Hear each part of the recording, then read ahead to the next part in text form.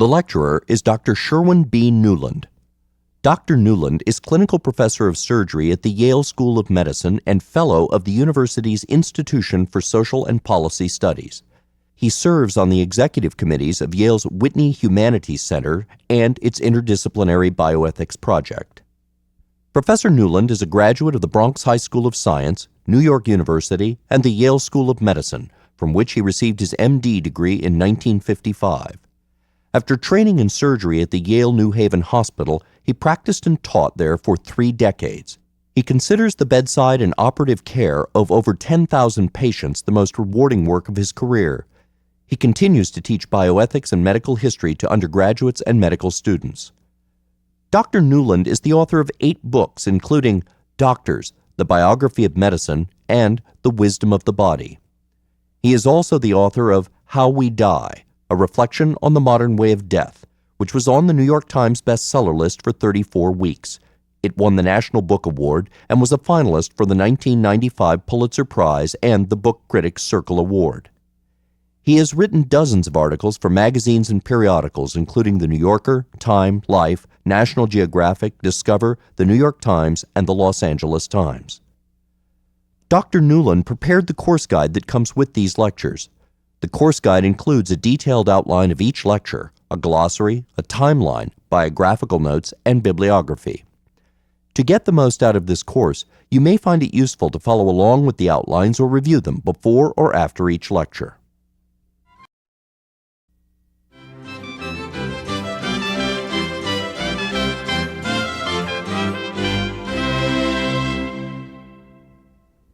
Having accepted the fact that every symptom should be traceable to some specific abnormality in a specific part of the body, the next logical step obviously was to trace that part of the body from which the symptom had arisen while the patient was still alive. And of course, this required the development of the physical examination with its looking, feeling, tapping, and listening. In this development, the single most important moment, and it really did happen in one moment, was the invention of the stethoscope in 1816. Until Morgagni, and then of course Hunter, most physicians were still blaming diseases on these generalized vaguenesses, humoral imbalances, miasmas, which were strange, things up in the ether that put a gloom over a particular area and made people sick, or lax morals, or that God had gotten angered about something one of us had done. But the work of Morgagni and clearly Hunter began to change all of that. Not immediately, but slowly and bit by bit. But now the search for the real seats and causes could begin because of Morgagni's work, the great book, De Sedibus, The Seats. Looking was, of course, an ancient method. Doctors had always looked at patients, but they'd never looked at patients in any systematic way. They had just made some general observations. Feeling, of course, had been done too, but it was also not the least bit organized. One might touch a patient here and there. If there was some protuberance, one might touch it. But there was no particular way that one went about it and recorded observations.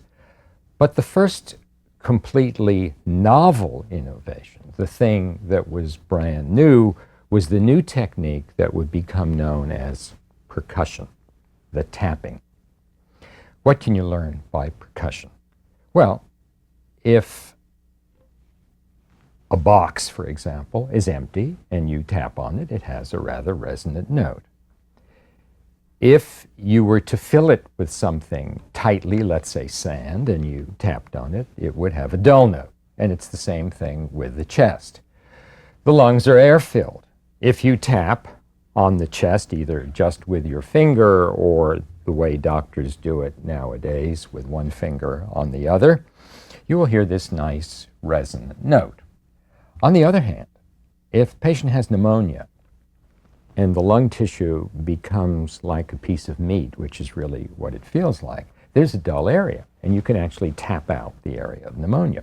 If a patient has fluid in his chest, as he's likely to do with certain kinds of malignancy or with tuberculosis, you can actually tell the level of the fluid by tapping. There it's dull, dull, dull, and there it's resonant, and you know that's where the fluid is at its topmost layer. Well, the way percussion was discovered has to do with precisely that, because the man who discovered it was the son of an innkeeper. And the innkeeper was always trying to find out how much beer was left in his kegs by tapping on them. So this young man, Leopold Auenbrugger, in Vienna, grew up with the realization that you could find out this way what the chest was like. And so he started examining patients. Tuberculosis was a common disease at this time in the 1750s or so, and he had hundreds of observations that he made, and he finally wrote a small book about percussion. The trouble is that the book came out in the early 1760s, and it was just after Morgagni had been published, and most people didn't yet really appreciate the importance of this kind of thing. So the book was completely forgotten. Well, some important things began to happen in the rest of Europe. Auenbrugger lived in Vienna. He was a physician, in fact, physician-in-chief to the Hospital of the Holy Trinity in Vienna, but going a little westward, the French Revolution occurred in 1789, and whatever else the French Revolution did, it had a profound effect on medical education. All the old medical schools were closed down. The medical schools that were based on hierarchy, you got to be a professor, you didn't have to know anything, but you had to know someone. So if you knew someone, you were a professor, and you weren't teaching very much of anything. But after 1789, that all changed. And becoming a professor at a great medical school depended on what you had written, your ability as a clinician, how you had climbed the intellectual and academic ladder. It was a system very much like our own. And one of the great products of this system, at that time, the greatest product of this system, was a man named Jean-Nicolas Corvisart, who was physician to the Charité Hospital in Paris. He was actually eventually the founder of the French method of what would come to be called physical examination, with those 4 methods: the looking, the touching, the tapping, and the listening. And the way it got started was actually that he found Auenbrugger's book in German. It had never been translated. It wasn't important enough to translate. And he translated it into French. And he also did what Auenbrugger had done. He examined many patients, and as Auenbrugger had done, but even more so, he followed every single one of them to the autopsy room.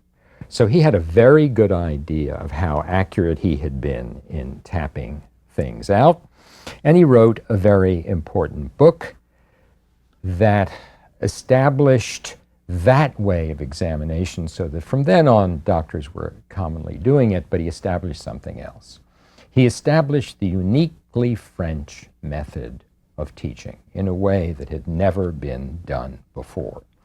Here he was at the Charité, one of the great French hospitals, and he did his teaching this way. He would begin very early in the morning, perhaps at about 7:30 or 8 o'clock. He would always be surrounded not just by his students and his trainees, but as the years went by, increasingly by visitors from other countries, as the realization spread of the importance of the French School of Medicine. They would go from bed to bed. There might be 20, 30, 40 of them. A student would examine a patient. Then Corvisart would examine the patient and show how one should feel, one should percuss. He would then deliver a short lecture on the patient. And when they were through with the rounds, which were called grand rounds, and they were grand, and this is where our current term grand rounds comes from, when they were through with all of this, they would go to the lecture room, and he would deliver a lecture on the entire series of patients and whatever their uniquenesses were. And then came the supreme moment. They went to the autopsy room. The hospitals of Paris were filled with relatively young people. Of course, the life expectancy was the mid-30s, perhaps in certain situations even less, and people only went to hospitals to die. You wouldn't go to a hospital if you just had some sickness. If you thought you had a mortal sickness, you went. And the hospitals were packed with people. In fact, some of the big hospitals, like the Hôtel Dieu, had 4 or 5 people in the bed, and you'd wake up in the morning and find there was a corpse lying next to you. So there was plenty of material to dissect. But because Corvisart had seen every patient, he could then 2 weeks later, 3 weeks later, go to the autopsy room and dissect the body of a patient that he and his students had carefully examined and made notes of. And this 3-part method became the French way of teaching medicine. First, the careful history and physical examination, then going to the autopsy room, and then the correlation. You see, it's the natural outgrowth, obviously, of what Morgagni had done. It's the same thing that he had outlined, but now it was incorporated into teaching. And the focus of teaching changed. It went from the university to the hospital. And it was focused now at least as much on patients as it was on cadavers. There was no other place in the world where you could learn medicine this way, where the doctors themselves, the clinical doctors, were doing the autopsy. And so American medicine eventually became influenced by French, because anybody who could afford it, including people of the stature of Oliver Wendell Holmes and the leaders of early 19th century American medicine, would go off to Paris, and they called it walking the wards. You'd walk the wards with the great professors, Corvisart being the greatest of them.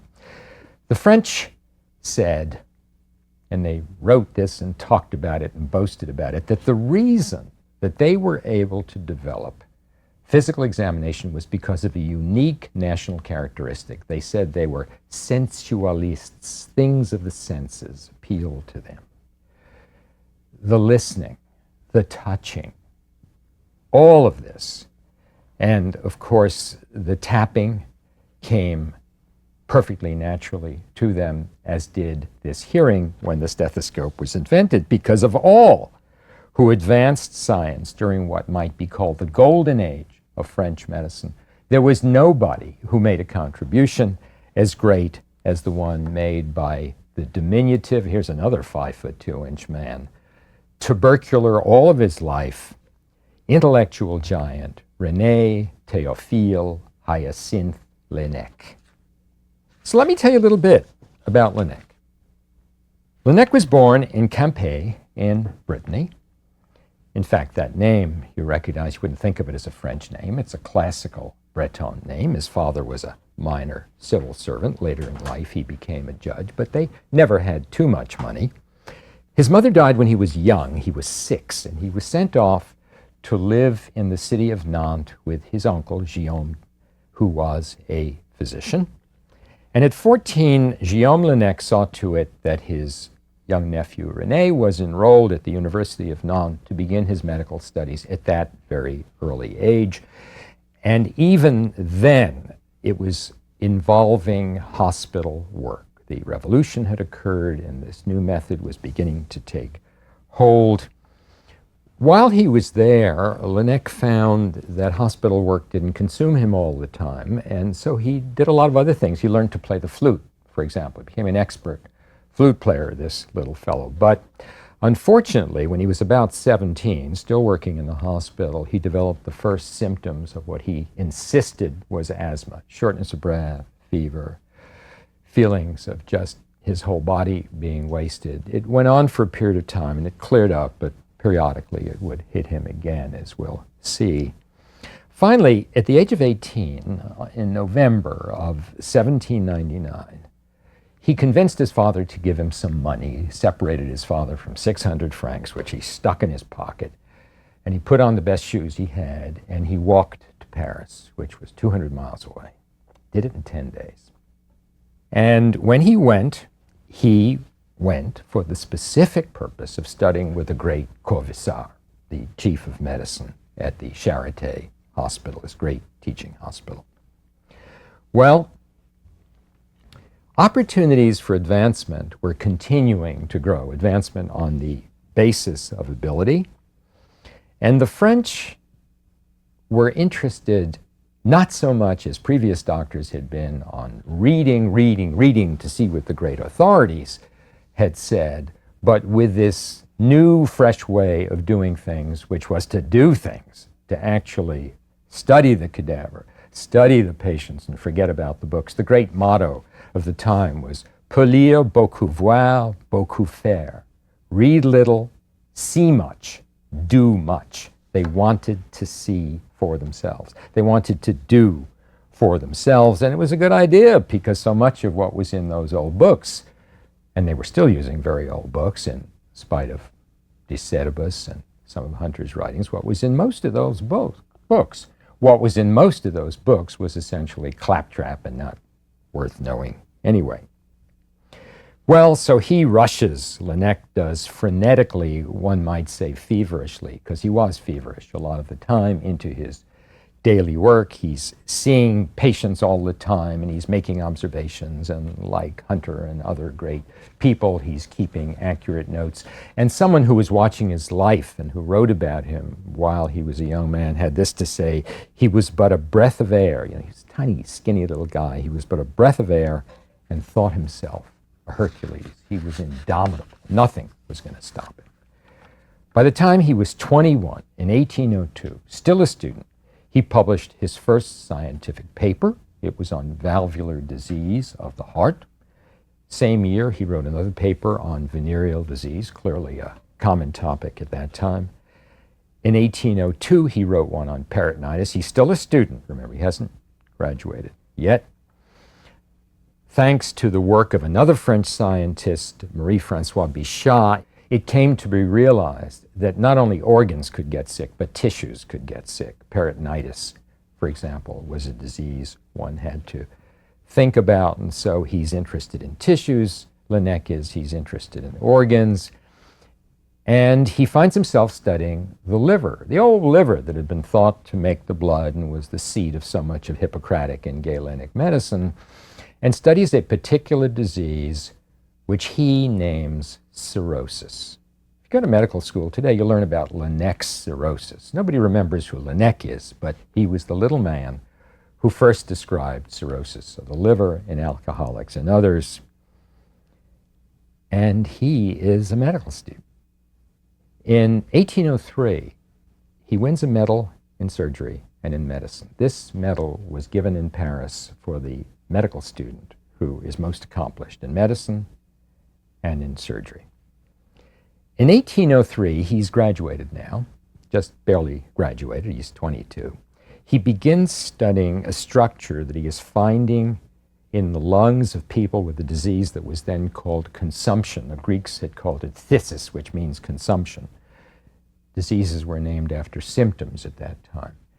And he looks at this little structure, which he gives the name tubercle, because it looks like a little seed. You can barely see it, even with these tiny handheld lenses that they used, 3, 4 times, 2 times magnification. And he realizes that very often these seeds coalesce until they form something you can actually see, and it'll sometimes become as big as a quarter, or bigger than that, or bigger and bigger and bigger, until eventually the center of it dies and it cavitates. Well, he's describing what we know of pulmonary tuberculosis of the lungs, with the way the cavities form. And of course, he writes about this. And it begins this trend where diseases come to be named after the pathological anatomical finding rather than after the main symptom. And that was when we begin to talk about peritonitis, an inflammation of the peritoneum, or later appendicitis, an infection or inflammation of the appendix. So this already at this young stage is beginning to change certainly the classification of diseases and other ways of understanding them. Well, the Napoleonic Wars were going on, and during much of those Napoleonic Wars, he worked at a huge hospital called the Salpêtrière, taking care of sick and wounded soldiers, and it was difficult and demanding, tedious work, and he just got sicker and sicker, but he was also becoming more renowned. He wanted to be physician to a hospital. Again, that word physician at that time with a capital P meant you were the chief of medicine. The other people were assistant physicians, or they had no titles at all. And he was finally appointed to a small hospital of about 100 beds called the Necker Hospital, which was in a place which at that time was on the outskirts of Paris. So here's this little hospital. One of the major diseases, of course, was tuberculosis, but there was a lot of rheumatic heart disease. There were lots of diseases of the chest. It's increasingly becoming an interest of his, especially since he's discovered the tubercle. And in 1816, only a few weeks after he was appointed physician, he comes upon a difficult situation. Here he is, this tiny little, very shy man, been shy all of his life. A shy flower, René Théophile Hyacinthe Laennec, a shy little flower. So he's making rounds with his retinue of students. And he comes upon a new patient who's been admitted. And she is a pretty but buxom young woman who is said to have some kind of heart disease. Now, at that time, they were listening to the chest. They would put the ear directly on the chest to listen to whether it was breath sounds or the sounds of murmurs that Corvisart and others were beginning to describe. But this is the way you listen. You put your ear on the chest. Most of these patients were pretty dirty because if you had any money, you didn't go to a hospital. You stayed at home. The French have never been renowned for bathing. And he was reluctant because she was pretty, because she was obese, because she was dirty. He was reluctant to put his ear on her chest. So he didn't. And when rounds were over, he starts walking home. And he's walking through the courtyard of the Louvre, which at that time was a palace and not a museum. And he sees a group of kids playing a game that he used to play when he was a kid. And the game is as follows. They've got this long 2x2 of wood. It's about 6 or 8 feet long. And one kid is at one end with a pin. Another kid is at the other end with his ear to the end of it. And the kid with the pin is scratching a prearranged signal on his end. And the kid on the other end is supposed to interpret what it is, or what number it is, what word it is. And little Laennec is watching these kids. He's barely taller than they are. And suddenly it hits him. And he says, "Sacre bleu," or "Sacre coeur," whatever they said in those days. And he hails a passing cabriolet, actually. And he rushes back to the hospital. And nobody's around. And he walks up to the bed of this young woman. And he rolls up a notebook so that it's a cylinder. And he puts it under her left breast. And he listens to the heart sounds, and he records them. And he thinks, what a difference. These sounds are transmitted even better than they are when I listen directly with my ear. So why don't I make one of these things? Well, I talked about what he did in the spare time when he was a student in his teens. One of the other things he did was he learned to carve wood. He had a home lathe.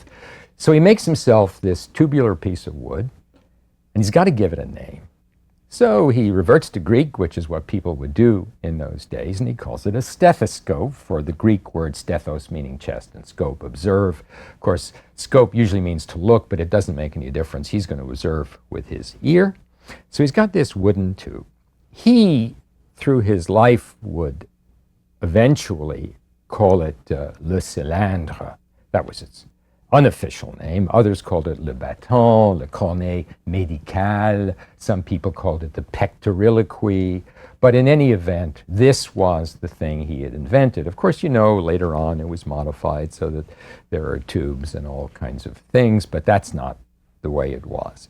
And because he was a musician, and a good one at that, he knew a lot about pitch, and he knew a lot about timbre, and he started listening to chess with his new stethoscope. And once again, like all of these great people we're talking about, he kept careful notes. And he described many, many, many different sounds associated with a tight bronchus, a tight breathing tube, pneumonia, tuberculosis, fluid, all kinds of things. Emphysema, which existed at that time, bronchiectasis, another disease. And on August 15th, 1819, which was 3 years after he had invented this thing, he had enough observations to publish a book in 2 volumes. He had so many observations, he needed 2 volumes. And the book was called, in English, On Mediate Auscultation. Mediate because it's something between you and the patient, auscultation meaning to listen. On Mediate Auscultation, or a treatise on the diagnosis of diseases of the lungs and heart, based principally on the new method of investigation. He was presenting a new book, a new instrument, a new terminology, a new method of classification of heart and chest diseases, and a new philosophy of diagnosis. Another one of those bombshells. All done by the method that had been started by Morgagni, brought along by Corvisart, and now in the hands of Laennec had reached perfection with this new instrument. You could buy the book for 13 francs. If you paid another 3 francs, you got a stethoscope made by Laennec himself, because as busy as he was, he would turn these things out on his home lathe, and he turned out a lot of them in 2 parts so that you'd screw them together. And the reason they were in 2 parts was doctors wore top hats, and you could put it in the lining band of your top hat, or you could stick it in your pockets, and then you could screw it together when you wanted to use it. Well, the comments were pretty astonishing. There were lots of comments. A lot of those comments appeared in print. Some said, well, it's a good idea, but you know, it's really too short. Other people said, well, it's too long. Other people said, well, it will be a proud badge of authority. And other people said, well, it's really a silly affectation. Some people said, well, it will impress patients. And some people said, patients will be put off by this thing. The first time anything's ever physically come between doctor and patient. I mean, this is even a symbolic thing, and look what happened to it in later generations. Some doctors said, well, I can't really hear everything he says. And some people would say, you know, I hear too much. I can't figure out what this is all about. But everyone agreed about the book. There was no question about what the book had done. Laennec had produced the most complete treatment of diseases of the chest that had ever been written, and what a triumph that was. But the exhausting flurry of writing had resulted, as you can imagine, in a great worsening of his physical condition. So in October of 1819, here he is, he's 38 years old. He resigns his hospital post because he knows it's a matter of life and death now. And he goes back to Brittany. And he says, I will never come back. I will be a gentleman farmer for the rest of my life. He's still unmarried.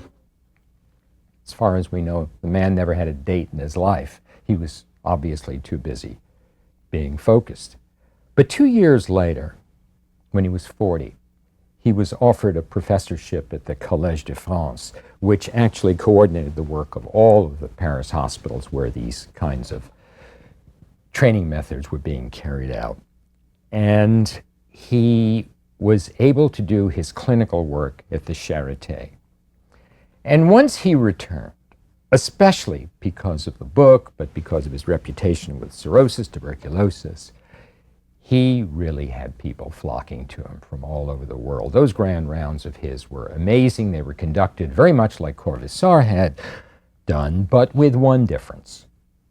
He did all of it in Latin, except for the questioning of the patient. And the reason he did that was so that the Russians who didn't speak French and the Germans who might not speak French, whoever didn't speak French, could understand everything, because every doctor who had been trained at that time in a university situation could speak Latin. So he'd conduct this whole thing in Latin and only do the questioning in French. Well, if you look at the history of medicine in America, or the history of medicine in Germany, or in some of the other countries, the development of clinical medicine, you realize that it was marked by everybody going to Paris to walk the wards, everybody who could. The most distinguished physicians in the early 19th century in America were almost all Parisian graduates. And as Oliver Wendell Holmes, the senior Oliver Wendell Holmes, said at one point, how can anybody compete with us? We are the only people who really understand the new methods. We are the only people who can really make a diagnosis. Of course, making a diagnosis didn't help one bit because they still couldn't treat anybody. They were still using these Hippocratic methods, even though the Hippocratic theory had been blasted. They were still purging and puking and blistering and bleeding their patients. That didn't end until much later. The medicines available were opium derivatives, quinine to knock off fever, mercury for the many things mercury was used for, including syphilis in those days. And digitalis leaf had been discovered in 1775 by Withering, but no one knew how much of it to use. So there are a lot of people who were getting toxicity from digitalis. There was not very, very much. Well, he was getting sicker and sicker, and finally, when he was 41 years old, he had to be taken care of. He was living with his nephew, Marediac, who, that's another Breton name, who was a doctor too, and they invited a distant widowed cousin to come and live with them, and she would be their housekeeper. But it wasn't very long, maybe about a year, when this distant cousin was promoted from housekeeper to wife. She became Mrs. Laennec. He didn't have to take her on dates. She was right there. So they got married. And believe it or not, she actually became pregnant. Unfortunately, the pregnancy was lost, and he was getting finally so sick he couldn't function at all.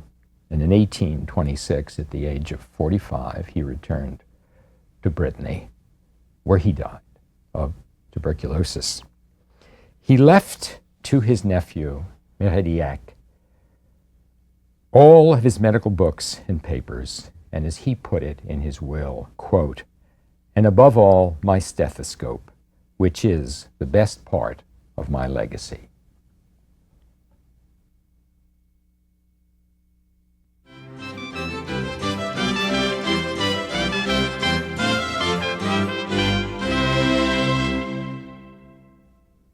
The invention of surgical anesthesia was the first major contribution that American medical science made to the world.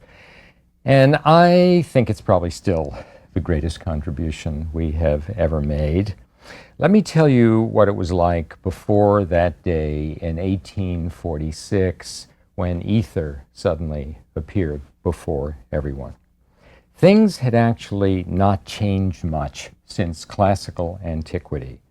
The anodynes, the painkillers, were still primarily compounds that were opiates. They were either opium itself or they were derived from opium.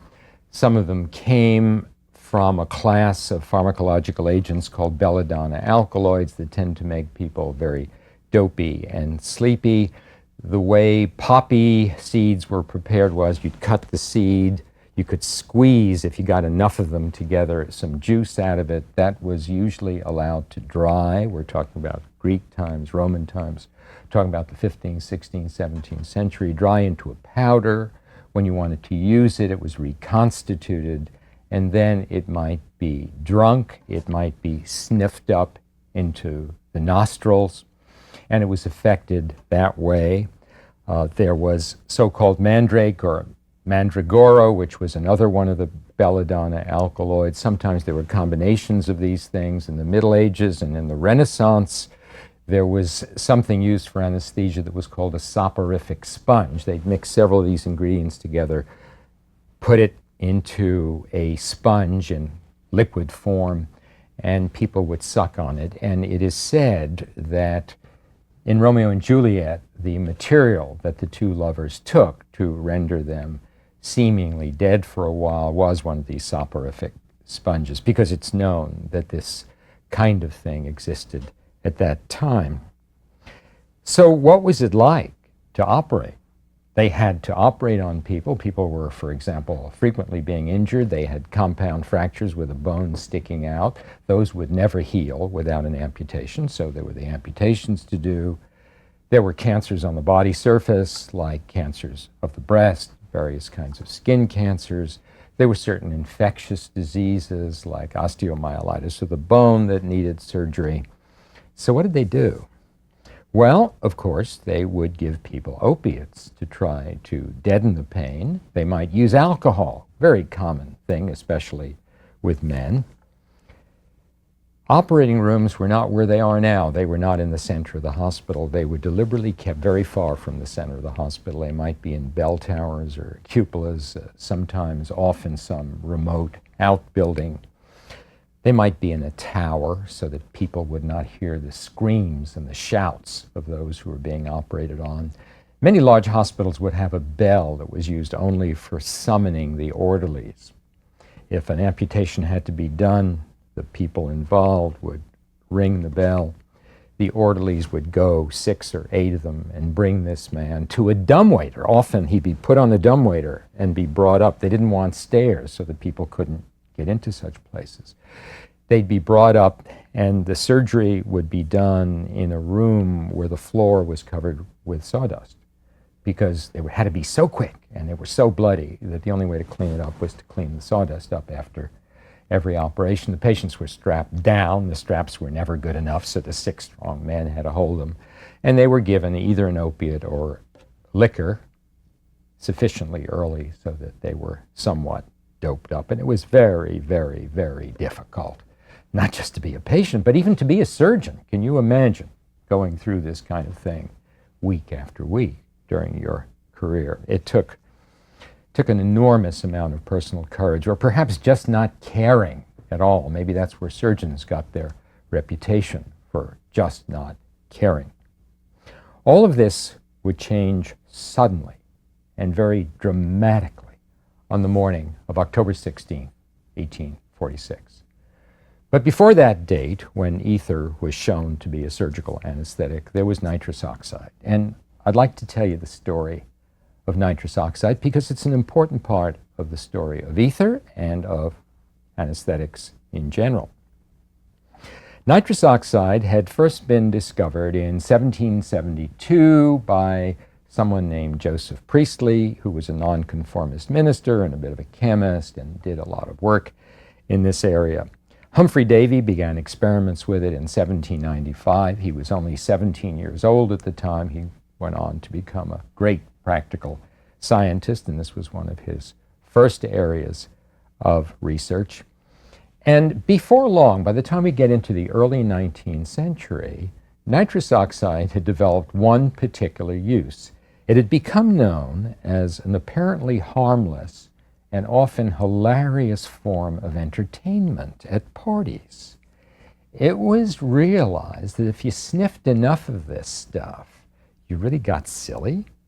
You started laughing and joking and acting not like yourself. So if you went to a society party at that time, especially if it was in a university atmosphere, it was very likely that there would be some kind of container or canister of nitrous oxide from which everybody would sniff and do silly things.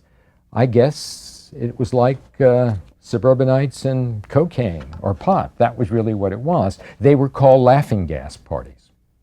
People would go to them. Everybody knew you'd be going to a laughing gas party.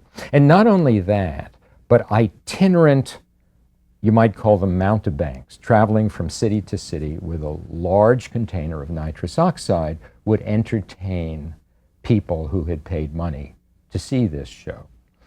And it so happens that on December 10th, 1844, a dentist in Hartford, Connecticut, whose name was Horace Wells, who was 30 years old, went with his wife and a friend, another dentist named Riggs, to one of these entertainments.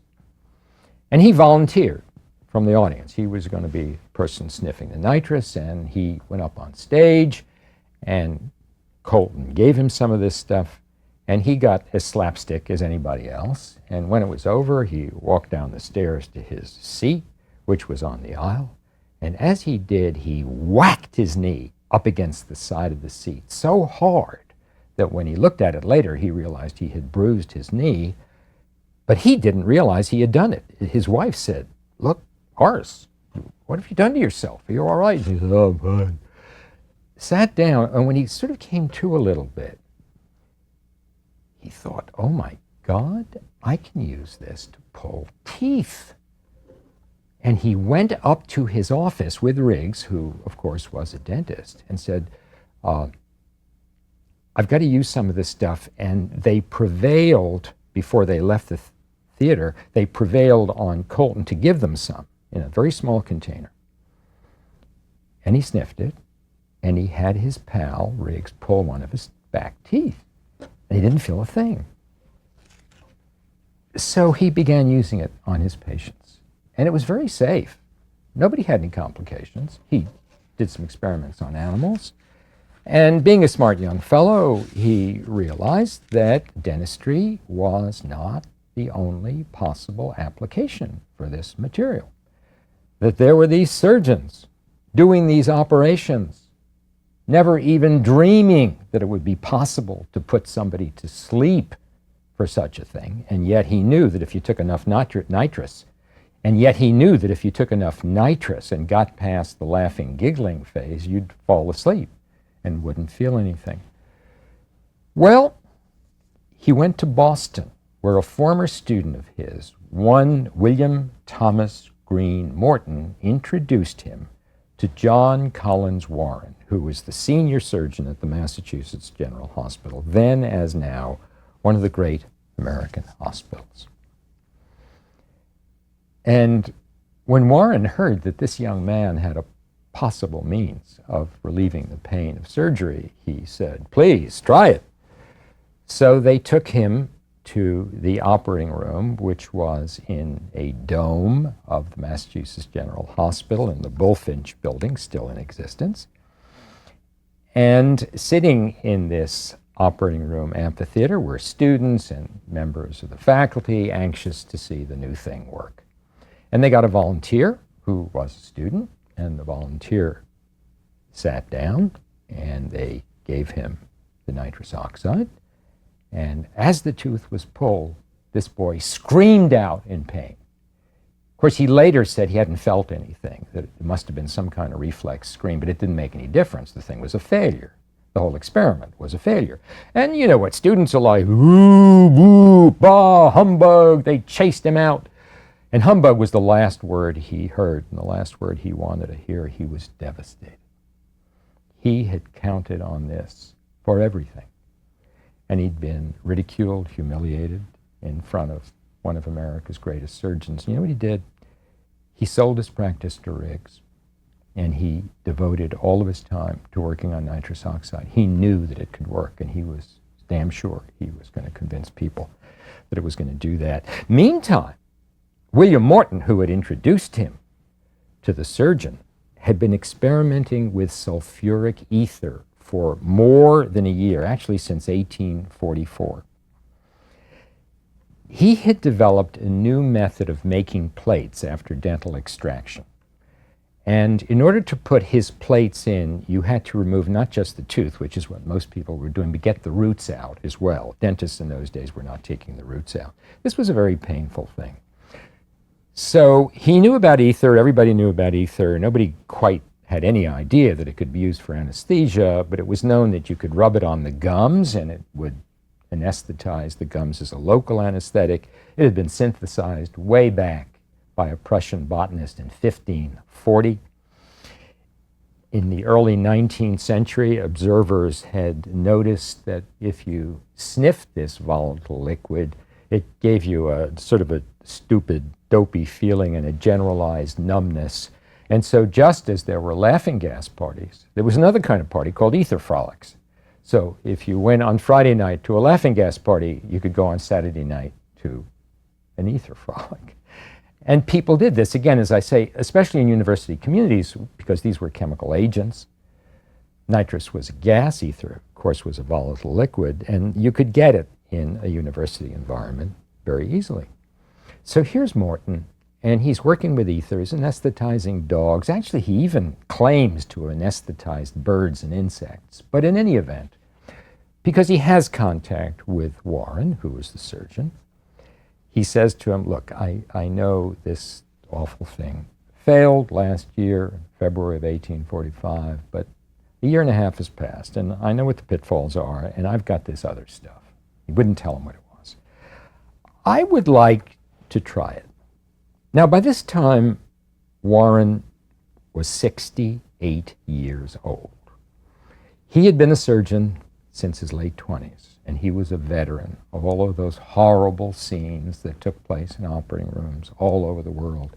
He had inured himself, he had immunized himself, but it was still very, very difficult. And after things had failed in February of 1845, he had thought, it will never happen. There will never be some type of chemical substance that will allow surgical sleep. And yet here was Morton, who seemed like a very trustworthy young man. Turns out he wasn't so trustworthy, but that he might have the amelioration, he might have the way of relieving pain. So he said, okay, let's try it. So they assembled once again. It was only a year and a half later, so most of the medical students were still the same medical students. All the staff was still the same staff. And they assembled, actually, many of them, in the hope that they'd see another fiasco.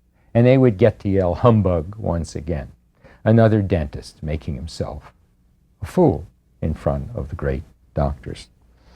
Well, this time it was not a volunteer. This time there was a specific patient that the surgeon had been wanting to operate on for a long time, but he knew it was a difficult operation. It would take more than the usual 2, 3, or 4 minutes. It was a tumor at the left angle of the jaw composed of lymph vessels primarily, and it would have to be dissected. And he thought, well, let's try it with this patient. So they assemble. In walks Morton with a globe of glass, specially constructed with a mouthpiece. He had only had it completed that very morning, and in the bottom of the globe is this liquid material. And he puts the mouthpiece into the mouth of this patient, who starts sucking in the gas as it volatilizes from the liquid, and before more than a few minutes have passed, he's fast asleep. The young dentist looks up at the surgeon and says his exact words, because they were recorded, "Sir, your patient is ready." And Warren begins to operate. Slowly, carefully, takes him 25 minutes to dissect this thing out and remove it. He stitches the wound up. The patient hasn't moved a muscle. And he's in this sort of semi-amphitheater, which still exists, as a matter of fact. You can go visit it if you want to at the Mass General. He walks to the edge and he looks up at this group of people and says, quote, "Gentlemen, this is no humbug." And with those words, the era of modern surgery began, October 16th, 1846. It was an amazement. Word of it was published within 6 weeks in the Boston Medical and Surgical Journal, which was the predecessor of the current New England Journal of Medicine, and news of it went around the world. By December, it was being used in England by Robert Liston, the great surgeon of the time, and in the following year, it was used as far away as China. Everybody who thought it could never happen had obviously nevertheless been waiting for it, and it happened. Well, here's Morton. He is suddenly not just a national figure, but an international figure, and he wouldn't tell anybody what it was. You know, you'd think you'd smell ether, but he would put other stuff into it to make it smell not quite like ether.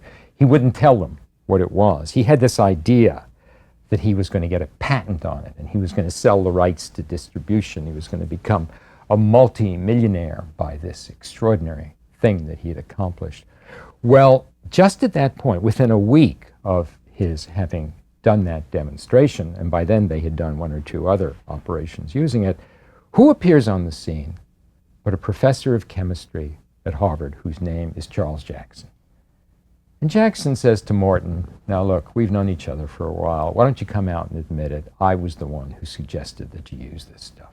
I was the one who told you first that it could numb the gums, and I was the one who told you that, look at these ether frolics. You can put people asleep do experiments. You know, I'm a chemist, I can't do this, do it. And Morton denied it, and they got into these heated fights. They were both a couple of crazies. And they really became so antagonistic that they could barely speak to each other. But they finally decided that maybe they could get a patent on it together. They would compromise. And indeed, a patent was issued for ether, which was called Letheon by that time. Letheon is the name that Virgil gave to the sleep that opiates can produce. So they thought if they called it Letheon, no one could figure out what it was, and the patent would be in effect. But of course, it wasn't just them, the two of them, who decided on Letheon. By that time, the senior professors at Harvard had gotten in on the act too, and they wanted some of the money, not for themselves, but for the school, and they suggested this great classical name of Letheon. So here they are. It's called Letheon. The Harvard people now know what it is, but nobody else knows what it is, and there is a patent on it. Well, there's poor Horace Wells. He's left his practice. He's working on nitrous oxide. He knows he's been superseded. He's a thing of the past. And he starts claiming priority, obviously not for ether, although he did say that he had introduced Morton to ether, but for the whole notion of anesthesia. By this time, it's been given the name anesthesia because the great literate Oliver Wendell Holmes, the autocrat of the breakfast table, has suggested that name for it, anesthesia. So he says, look, I want priority for this. I demand priority for it. And as they begin their debates and communications with him, Jackson and Morton, they realize that he is not quite in complete possession of his faculties. He has gotten so consumed with a need for priority that he's just a little bit crazed by now. In fact, when he got nowhere, he went off to France. Now, remember, it's 1847 by now, and France is still the citadel city of medicine. And he goes to the French Academy of Medicine and the French Academy of Sciences, and he presents his case, asking to be named the inventor of the whole notion of anesthesia. He is unsatisfied with what they tell him. He never gets any agreement to this. And in January of 1848, after he comes back, he leaves his family. No one quite knows where he is, and shortly afterwards, he turns up in New York City. How is he discovered? He's discovered near Chambers Street and Broadway, standing over a young prostitute lying on the ground whom he has obviously knocked to the ground, and he is pouring acid onto her. He's completely psychotic. He's gone crazy. He's arrested. He's put into the Tombs prison. Somehow, he manages to get someone to smuggle into him a small bottle of chloroform. By this time, chloroform has been discovered, 1847, by James Simpson in Edinburgh. So this little bottle of chloroform has been smuggled into him. He has sniffed just enough of the chloroform to get rid of the acutest sense of pain, but not enough to make him unconscious. Also smuggled into him has been a knife. He has taken the knife and drawn it across the femoral artery in the groin while lying in the bathtub naked, and he hemorrhages to death. And that was the tragic end of Horace Wells. So that's 1847. Congress is now heavily involved in this because Morton has gone to them, Jackson has gone to them, Wells has written them letters in the past, and they decide they don't know who should get the credit for this great invention, and they think, well, the best way to find out is that we will offer a prize of $100,000, a huge amount of money in March of 1848. And they've got Jackson competing for the prize and writing in his claims, and they've got Morton competing for the prize and writing in his claims. In a small town in Georgia, there's another doctor, the only doctor, as a matter of fact, the only physician in this bunch, whose name is Crawford Long. And it's well known in this little Georgia town that in 1842, long before any of this stuff happened, 4 years before that day at the Massachusetts General Hospital, he had used ether to anesthetize one of his patients to take a few cysts off the back of the neck, and that from time to time he had done it again. He didn't think it was a big deal. After all, he'd been to enough ether frolics when he was a student at the University of Pennsylvania some years before to know that this was common knowledge, so it was nothing he thought ought to be reported. For all we know, other doctors had done the same thing. Well, his friends point out to this modest, quiet man, certainly not someone who would ever put himself forth. They point out to him that, there's $100,000 involved here. You better stake your claim. Reluctantly, Crawford Long finally states his claim. He's prevailed upon to do it. Well, a whole bunch of other things were happening at the same time. By this time, the Mexican War had started. It was 1846 to 48. And here the government gives a patent to Morton and to Jackson. They go and infringe their own patent by using it freely during the Mexican War for amputations. First time, incidentally, that ether had ever been used in a war. So the patent really didn't mean very much. But what did mean much was the $100,000. Crawford Long didn't push very hard for that. He did, and his friends made him do it, this modest, unassuming fellow. But these other two, Morton and Jackson, it was an emotional whirlwind. They were suing people, or at least Morton was suing people, who infringed on what he thought was still the patent. Jackson was doing the same. They were writing angry letters at each other. Morton actually turned out to be a bit of a scoundrel, more than a bit of a scoundrel. He was a cheat in business and swindled a lot of people out of some things. So he had no thought of honesty or integrity. And the tenor of this really was building up and building up. And Morton, in 1864, now we're, quite a bit after the period when he'd first done this demonstration, the whole thing has been consumed by argumentation. Finally, in 1864, he was censured by the American Medical Association. He's not a doctor, he's not a member, but they felt they had to do something because this is getting cheap and tawdry and horrible, so they censure him. And that didn't help him. That really upset him. But what upset him mostly was 4 years later, an article in the Atlantic Monthly supported Jackson's claims. Well, he thought, look at this, a public declaration that bastard Jackson is the one, when it's really me. So what did he do? He rushes down to Washington. He's going to meet some congressmen, some senators, and he's going to try to convince them he should get the $100,000, but perhaps almost as important, he should get recognition. So he goes down there. By now, he's in a real fine fettle. When he comes back, it's the middle of the summer. It's hot as blazes. He gets into a cab, a horse-drawn cab with his wife, and they're driving through Central Park sort of fast and furious. And all of a sudden, he stops the two horses by the lake, gets out of the cab. He jumps into the lake, not deeply. His wife helps him out.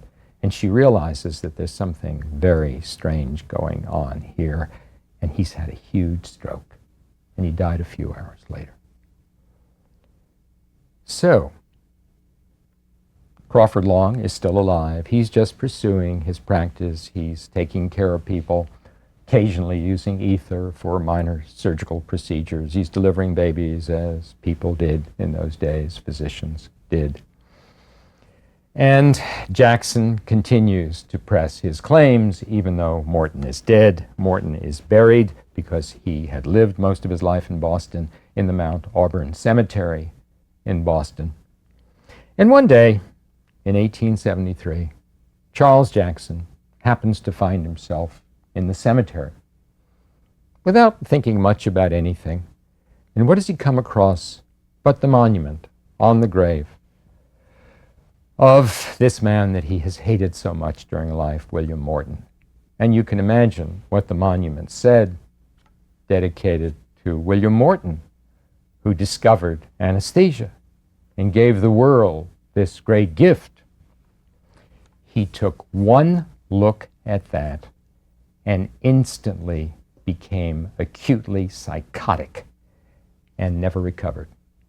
In a very short time, he was admitted to the McLean Hospital in Belmont, Massachusetts, which even today is a facility of the Harvard Medical School, and he died there 7 years later, never having recovered the least bit from his psychosis. Meantime, Crawford Long had already died at the age of 62 in June of 1878. He was delivering a baby. He was doing his daily work like the compassionate physician he was, and he felt the darkness coming over him suddenly, and he took the baby that he had just delivered, handed it to a nurse, fell down, and died of a stroke. It was a quiet death. Only Long had been destined for a peaceful life and a peaceful death. Of all of these men, Wells, Morton, and Jackson had all lived under tragic circumstances and died under tragic circumstances. Their great contribution, which was intended to bring serenity and peace to the millions, only brought turmoil and anguish to them.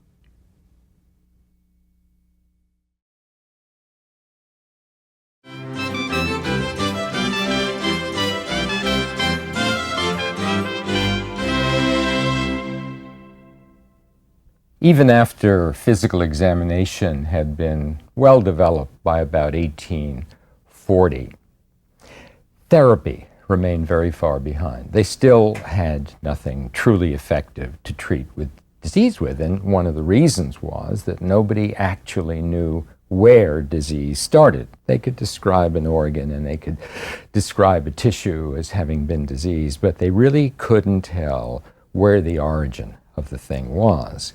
And to a single scientist goes the credit for pointing out that there is one focus, one basic unit in which it begins.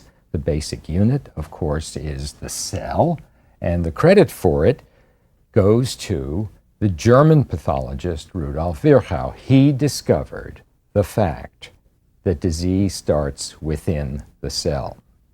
He pointed out that it was an abnormality of cellular function, that the structural changes in the cell were only a reflection of whatever physiological or functional thing was happening within that cell. So it was disordered physiology of a cell or a group of cells or a fluid around the cells where the disorder began in the cells or in this fluid, but in any event, the cell was the focus. Pathophysiology, altered, sick physiology, was recognized as being the cause of disease. So we go about this time in the middle of the 19th century from the idea of pathological anatomy, sick structure that you can see, to pathological physiology, sick functioning. The organs, the tissues aren't working right because the cells aren't right. When we treat disease with our modern pharmacological agents, we're treating disordered biochemical functions that are going on either within the cells or the fluids and tissues around the cells. And so the key to understanding sickness, this single key, is finally discovered. It's to understand the ways in which normal function becomes abnormal function. There have been many, many theories about all of this for a long time, but not until the so-called cell theory came into existence with the work of Rudolf Virchow was light really shed on the actual facts. Virchow himself was born in Pomerania, far to the east, in 1821, in a town which actually now is part of Western Poland.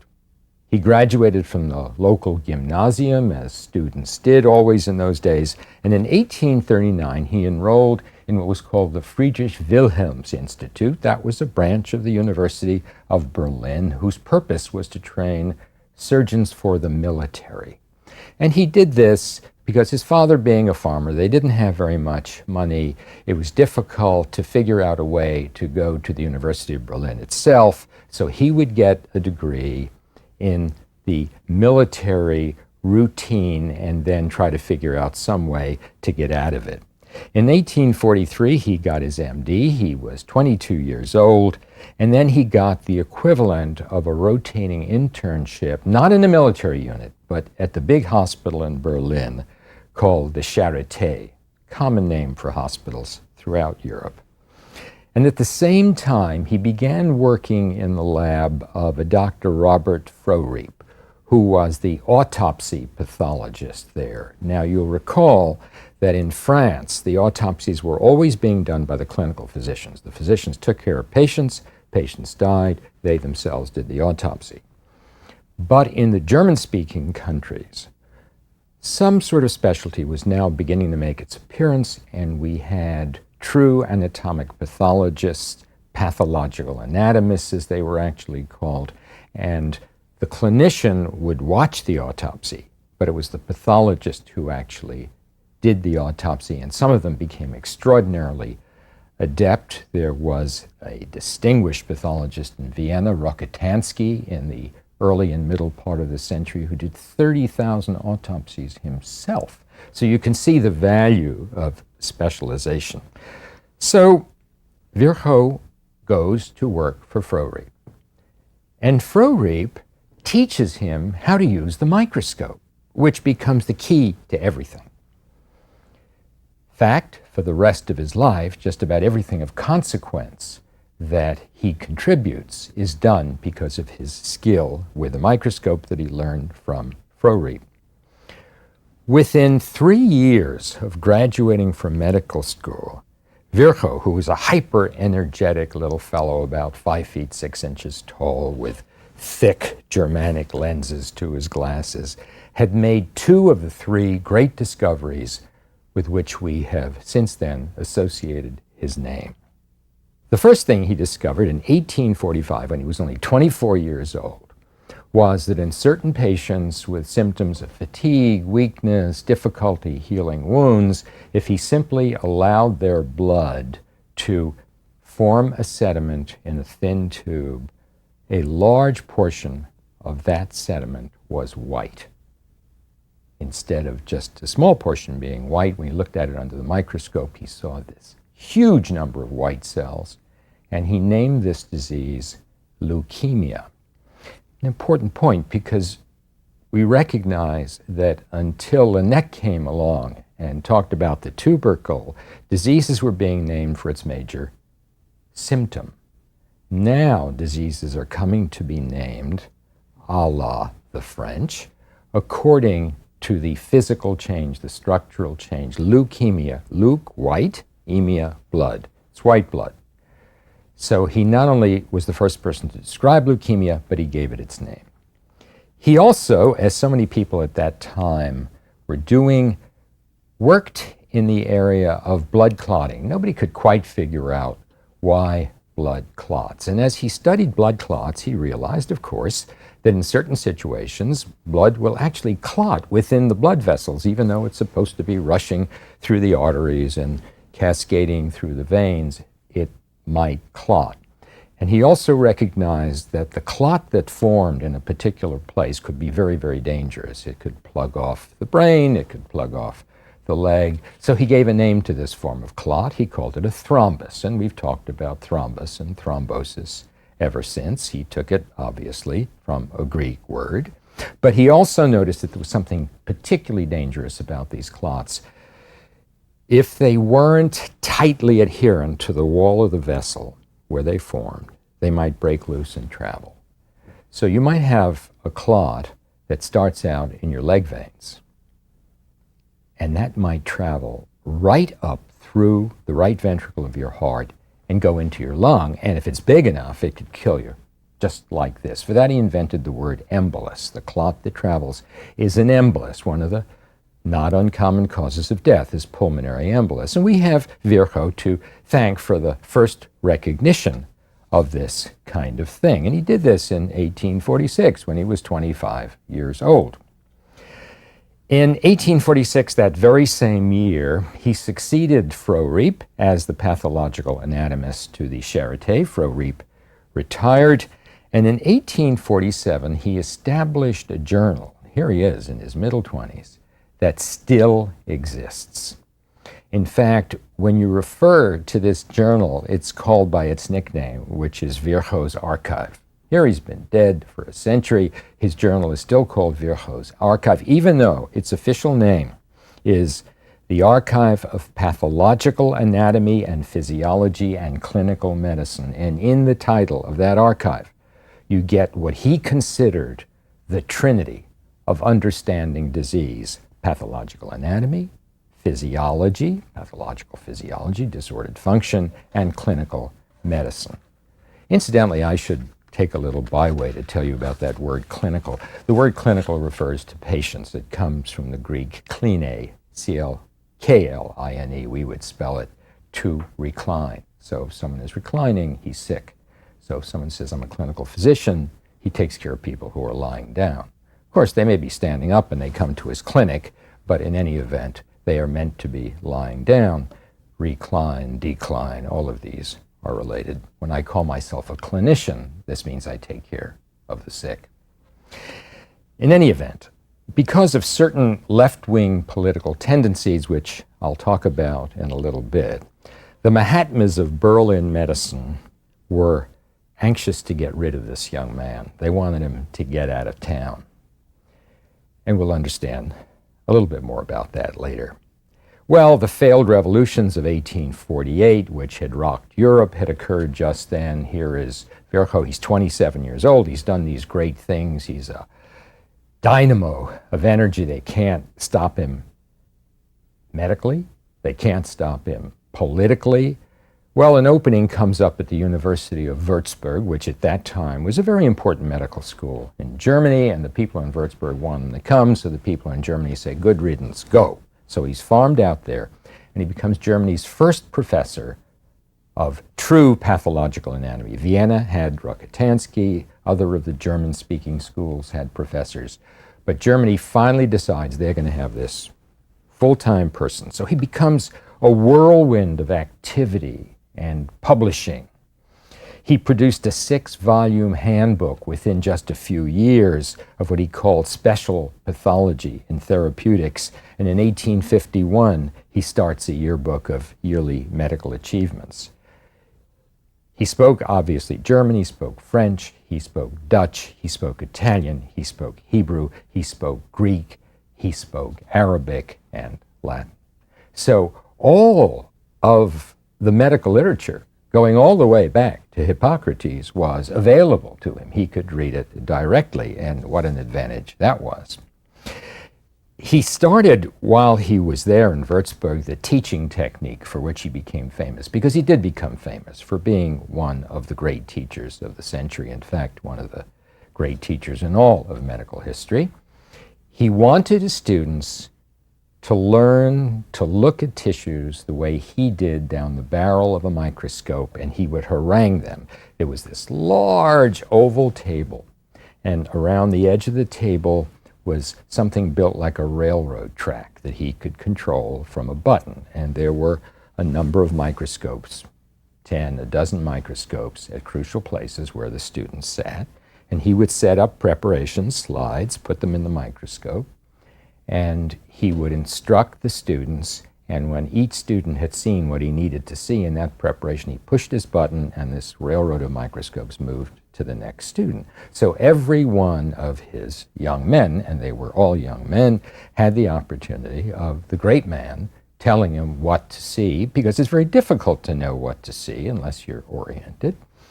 And it was a marvelous learning experience. It was a marvelous teaching experience. The problem was that he was at your ear constantly, and again and again he would say this thing, learn to think microscopically, by which he meant you have to think in 3 dimensions. You're looking at a slide, and there it is in only 2 dimensions, and you've got to imagine it as you look at these slides, how the whole thing would look in these 3 dimensions.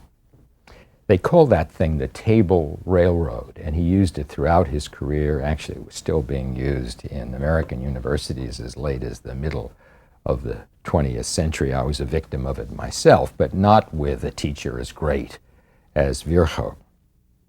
Well, as he was doing his own work and obviously spending so much time with his own myopic eye screwed to the barrel of a microscope, he became more and more impressed by the notion of cells.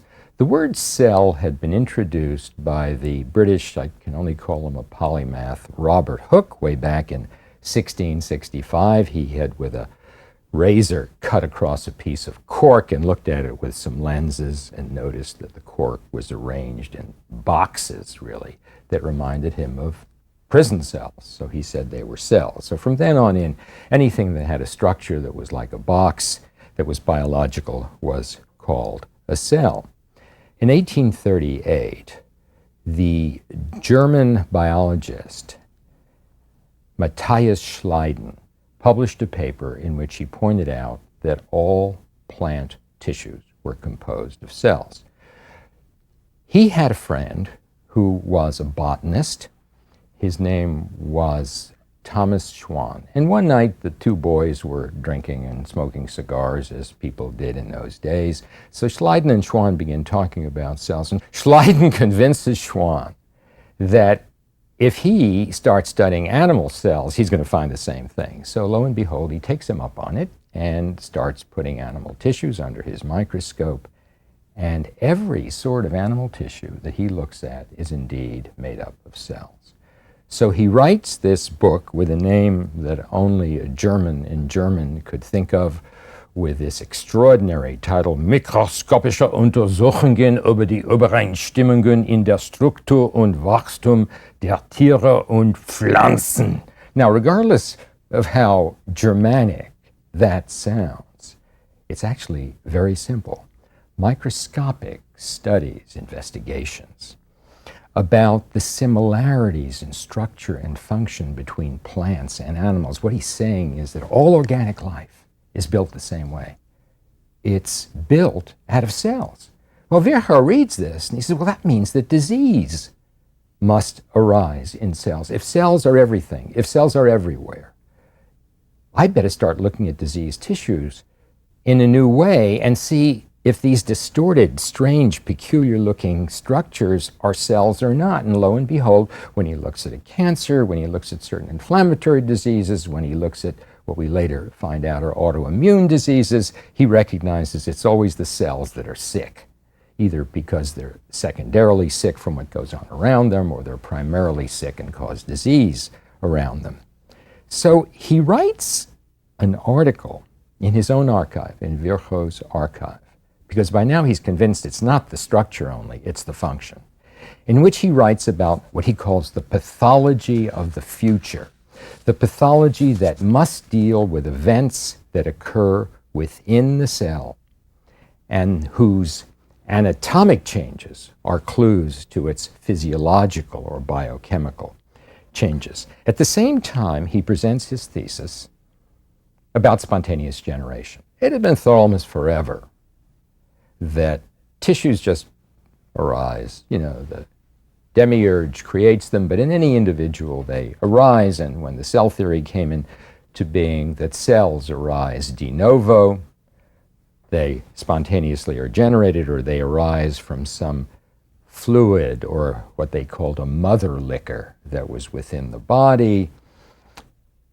Most people did not think that there was no special origin for them. Well, as he did his studies, it became pretty obvious to him that every cell that exists in our body has to come from another cell. There's no such thing as spontaneous generation. There's no mother liquor that creates cells. And everything is traceable back to the very first cell, which is the egg that's fertilized, the zygote, so-called. And his motto in Latin became omnicellula acellula. Every cell is derived from another cell, which of course has extraordinary implications, not just in ordinary human biology, but in something like cancer, for example, because he could now show that every cancer cell traceable back through its generations had once been a perfectly normal cell to which something had happened. Cancer didn't arise because of some parasite that got into the body, this nubbin of tissue left over from embryology or whatever. It happened because some cell or a group of cells had a rapid change, which of course we now call a mutation, a change in the DNA, and that was quite an insight. Well, by now he was the leading pathologist of Germany, and in 1856 he was called to the chair of pathology in Berlin, the biggest chair in the whole country. They built him an institute. He starts giving public lectures to doctors, and he hires some fellow named Herr Langenauer, and Herr Langenauer writes down every word that he says, that Virchow says in the lectures, and before it's all done, he's got this wonderful book that he publishes called Cellular Pathology. And as one great historian said in the early part of the century, this book deserves to be placed with Vesalius's Fabrica, Harvey's De Motu Cordis, and Morgani's De Sedibus as the greatest tetrad of medical books since Hippocrates, because this book, because it comes from a man who by now is being called the Pope of German medicine, is read by everybody, translated into every language, and it solves a lot of problems for the increasing number of people who are trying to study in an academic, scientific way, at least in the universities, and especially in Germany, because whereas the French had been sensualists and they were so good at physical examination, that German personality, that meticulous, careful personality was perfectly suited to a laboratory, to sit there and make calculations and work things out and approach it from 6 different ways. And this really appealed to them extraordinarily. So with a single stroke, this book got rid of miasmas and humors and shouted out for the whole medical world to know that abnormal cellular function is the cause of disease. And one of the theses' cornerstone was this idea that a sick cell has to arise only from a normal cell. And there were other implications of this. At the time the book came out, it was a sensation, but 20 years later, another sensation came out when the Frenchman Claude Bernard pointed out that all cells are bathed in something he called the extracellular fluid, or as he would call it, the milieu intérieur. There's an interior milieu in which the cells live, and that brings them their nutrition, it takes away their toxic products. So now people really knew how the body worked. These 200 types of cells we have in our body. There are 75 trillion of these cells, but they're all cells, and they're all soaked in the internal environment. Well, there are other things about Virchow that people have to know to gauge the magnificence of his genius. In the first place, time, of course, doesn't permit a full discussion of his political activities, but suffice it to say that early in his life, when he was 27, he was sent by the government to help out with an epidemic of typhus in Silesia. And he came to realize while he was there that one of the primary causes of sickness in these people was their poverty, their grinding poverty. And for the rest of his life, he devoted himself to what one can only call public health measures. Number one, to elevate the economic conditions and the social conditions of the poor. And number two, to be what might be called a sanitarian, to clean up the dirty sewage in certain cities. Berlin was a mess when he first became involved with this, with his actually getting elected to the Berlin City Council, where he served 42 years. But part of his work on the Berlin City Council was to completely sanitize the city with new sewer systems so that it went from being a real slop joint that smelled, every street smelled, to being a modern, thriving city. He was elected to the Prussian House of Delegates in addition to being on the Berlin City Council. And in the House of Delegates, he became the founder of what was called the German Progressive Party, which was a radical party. Bismarck never did like him very much. At one point, Bismarck challenged him to a duel, which is a story in itself. And this led in 1880 and 1893 to his actually being elected to the Reichstag. So here he is, the Pope of German medicine. He's a very important political figure. throughout the country. He's a sanitarian. And about the middle of his life, he gets increasingly interested in yet something else. Anthropology. Has a lot to do with medicine, but yet it is a completely different field. He did so much work in anthropology that if you were to ask an anthropologist who Rudolf Virchow was, he would say, oh, he was one of the leading anthropologists of the late 19th century, just as any physician or medical historian would say, oh, he was the Pope of German medicine. So there are these two lives. After the Franco-Prussian War, when he was about 52 and he had written The Cellular Pathology and gotten the journal started, he did more and more work in anthropology. He took part in that famous dig where Heinrich Schliemann discovered the ruins of Troy.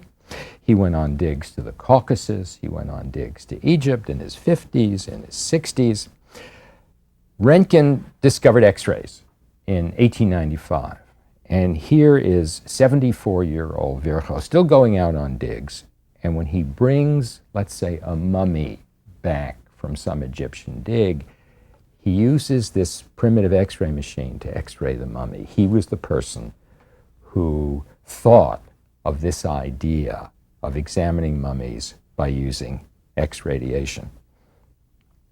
He was writing lots and lots of medical papers, but by the end of his life, he had published 1,180 papers and a few books in anthropology. He became famous, especially during the Nazi era, for a study he did of Berlin school children. I should say German school children. He studied 6,760,000 school children because he was getting fed up with the German notions, the Teutonic notions of racial superiority, and he was determined to show there ain't no such thing. So he did head measurements, he did eye color studies, skin studies, height, and all of this, and he came up with the realization that the typical German youth is not blonde and does not have blonde and does not necessarily have blue eyes, and not more than 40% fit even reasonably well that stereotype. And the worst thing he did, as far as the Nazis would later be concerned, was that he pointed out that 11% of Jewish school children have blonde hair and blue eyes. So when Hitler came along in the next century, he took the opportunity again and again to castigate the memory of this anthropologist who dared to disagree with the idea of German racial superiority. So here we have this man who was such a great figure in the new medicine, the new scientific medicine, that he became the model against which virtually every scientific researcher in the German-speaking countries would pattern himself. And yet, at the same time, because of his activity on the digs and studying the material, when he comes back, he's the model against which anthropologists do the same. Franz Boas, who started anthropology in America, was heavily influenced by Rudolf Virchow and his methods. He was not a modest man. He was a whirlwind of energy, and he did a lot, and he was very highly regarded and rushed off to international meetings where everybody was desperate to hear the latest thing that Rudolf Virchow had pronounced. But all that did was to take a tendency to immodesty and increase it. He's famous for having said at one point, when German medicine was developed, it was the laboratory medicine that, of course, was used at the bedside, and therapeutics were developing, and students were coming from all over the world to study at Germanic universities, and you had to learn German if you were an American or you couldn't study the new literature. He said one day, when they speak of German medicine, it is me that they mean. And of course, he was absolutely right. Sometimes that apparent braggadocio is not braggadocio at all. It is a reality. Believe it or not, in his lifetime, He wrote more than 2,000 papers. He was the editor for many times that number of papers. He never lost this dynamic energy, and eventually it would cost him his life. On January 4th, 1902, he was on his way to a meeting somewhere, and he was rushing in his usual way, and he got on a streetcar, and he leaped out of the streetcar because he only had about 30 seconds to get to this meeting room, and he took such a flying leap that he landed wrong and he broke his femur. He recovered from that. Imagine a man of 81 with a fractured femur, but the trouble was that he refractured a few months later, and he was never the same again, and he finally gradually faded out, and he died in September of 1902. As one can imagine, there was mourning throughout the world, universal mourning and a great state funeral in Germany. And it was said at his death that Germany had lost not one, but 4 great men with his death. Germany had lost her leading pathologist, her leading anthropologist, her leading sanitarian, and her leading liberal.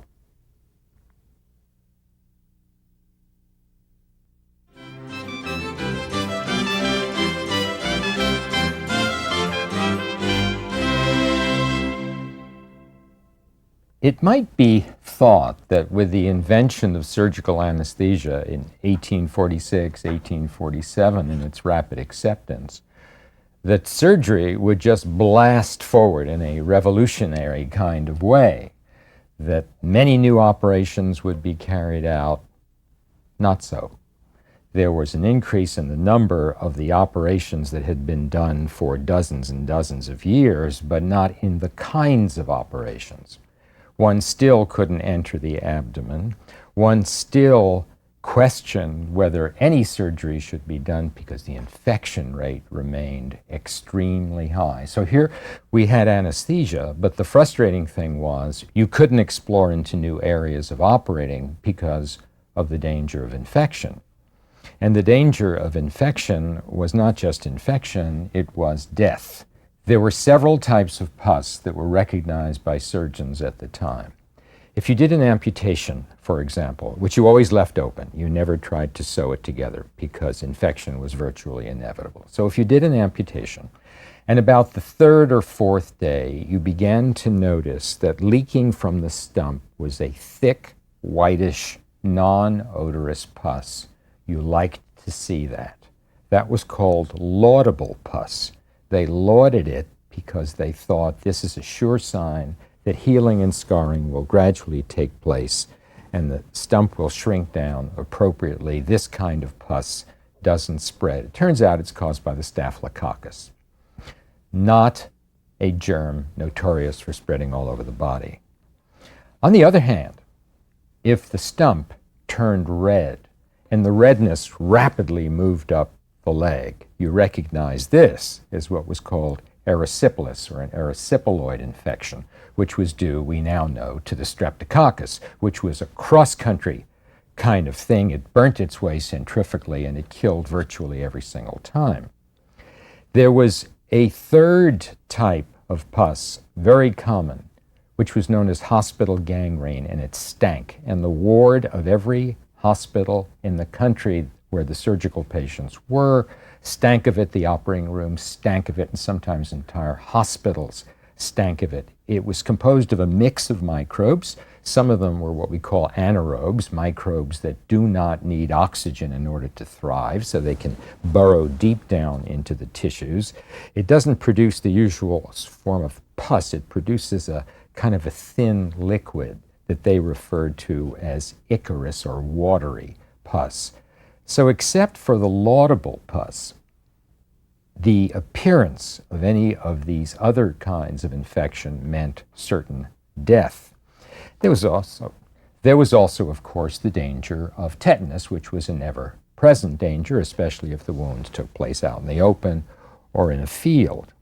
James Simpson, a distinguished surgeon, really a gynecologist in Edinburgh, reported in 1867, studying all the hospitals in Britain, that if a hospital had more than 300 beds, of the patients who had amputations, 41% died, and this included finger amputations, toe amputations. The figures in Paris were worse. 60% of patients with amputations died. Zurich, 46%, Glasgow, 34%. The American hospitals were a little better. The Pennsylvania hospital was 24%. The Massachusetts General at that time was 26%. So it might be said, as some people have said, that the discovery of antisepsis, the way of stopping these infections, by Joseph Lister in the 1860s and 1870s marks what you might call the BC and the AD of surgery, because after that dividing point, surgery changed completely. Now, Lister was born to a Quaker family, a devout Quaker family in Upton, which is a country village near the eastern extremity of London. At least that's where it was at that time. He went to Quaker schools where he learned to speak fluent French and German, and French and German were actually spoken in the household. His father was Joseph Jackson Lister, a bit of a scientist in his own right. Joseph Jackson Lister was a wine merchant, but like Quakers have had a reputation for doing, he had another hobby which tended toward the scientific. He studied optics. Until the early 1830s, the major problem with microscopes was aberration of the image that you saw through the lens. One of the forms was so-called chromatic aberration, where the light would break up into its spectrum of red, orange, yellow, and so forth around the edge of the lens. Called, again, chromatic aberration. Working with lenses, Joseph Jackson Lister discovered a law of optics called the law of aplanatic foci. The law of aplanatic foci, which enabled him to build lenses that didn't have chromatic aberration. So from about 1832, 1833 on, modern microscopes were available with all of their detail. The result was that here is young Joseph Lister, the hero of our story, who grows up speaking French, speaking German, the two major medical languages at the time, and being an expert at the microscope by the time he's in his teen years. And that becomes eventually the key to everything that he does. He goes to University College London. He's a Quaker, so he can't go to Oxford or Cambridge. University College was the so-called godless college. It was built for Quakers and nonconformists and the few Jews who went to college at that time. He enrolled in its medical school. He graduated with honors in 1852. And he arrived in Edinburgh right after graduation, the year after graduation, to study with the distinguished Scottish surgeon James Syme for a month.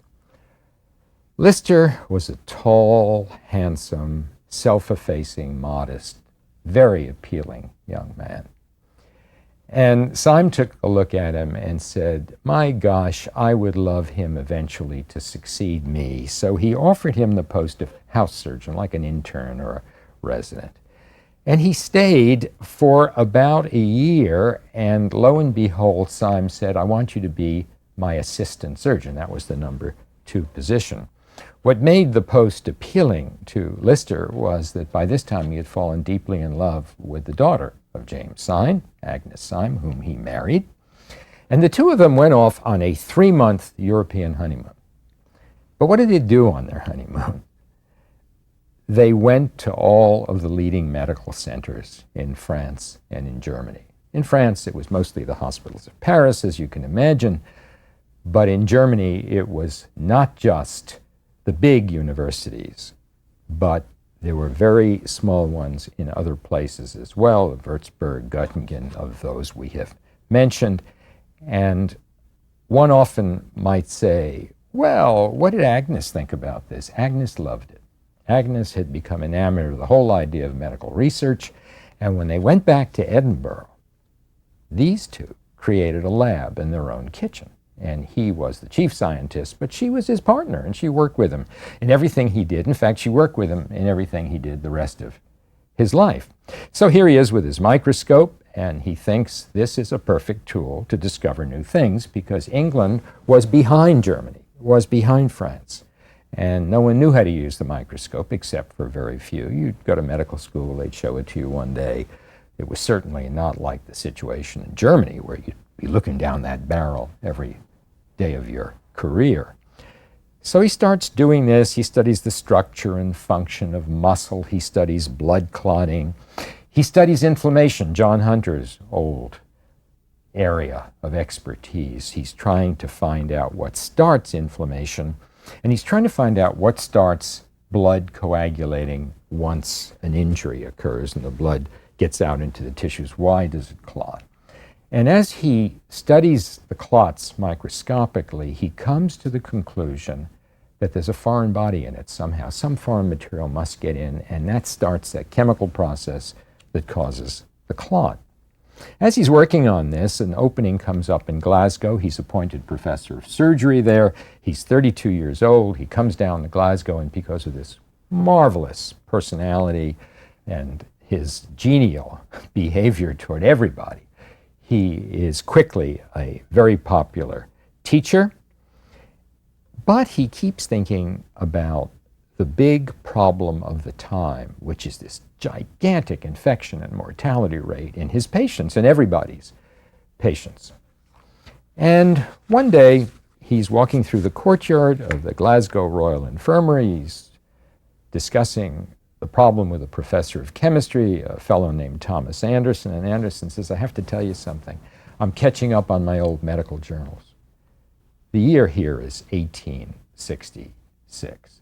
I'm catching up on my old medical journals, and believe it or not, I finally read one from 1856, a French journal, Compte Rendu de Chimie, and there's this young man, this young chemist who since then has become quite famous, but he wasn't when he wrote this article. And he tells the story in the article about how he solved the problem of the fermentation that was becoming putrefied in wine and beer around the university where he works. And the real story, of course, was that Louis Pasteur, a new young professor at the University of Lille, had been presented by the winemakers and beer makers in that area with the fact that their wine and beer was putrefying, and they didn't know why. And since fermentation at that time was thought to be a chemical process, they went to the professor of chemistry. So what Pasteur did was he looked at normal wine under his microscope. He was a crystal chemist, incidentally, so he knew a lot about microscopes. And he looks at normal wine and he sees yeasts, which had not been noticed before. And then he looks at the smelly, putrefied, badly fermented wine, and he sees rod-shaped structures. Bacteria had been known for hundreds of years, but nobody thought they did anything. They were just thought to be adventitious structures that get into, let's say, liquids. And he said, this is the answer. These rods, these bacteria, bacilli as they were later called, are the cause of this putrefaction, and I know how to kill them. I will heat this wine just up to a certain level, not enough to kill the yeast, just enough to kill the bacteria, invents pasteurization. He writes about it. 10 years later, the chemistry professor tells Lister about it. Lister obviously speaks perfect French. He reads the article, and he says, I'll bet you that's why the wounds are getting infected. The most common theory for wound infection was that it was inevitable because you opened the body and the air got at it right away.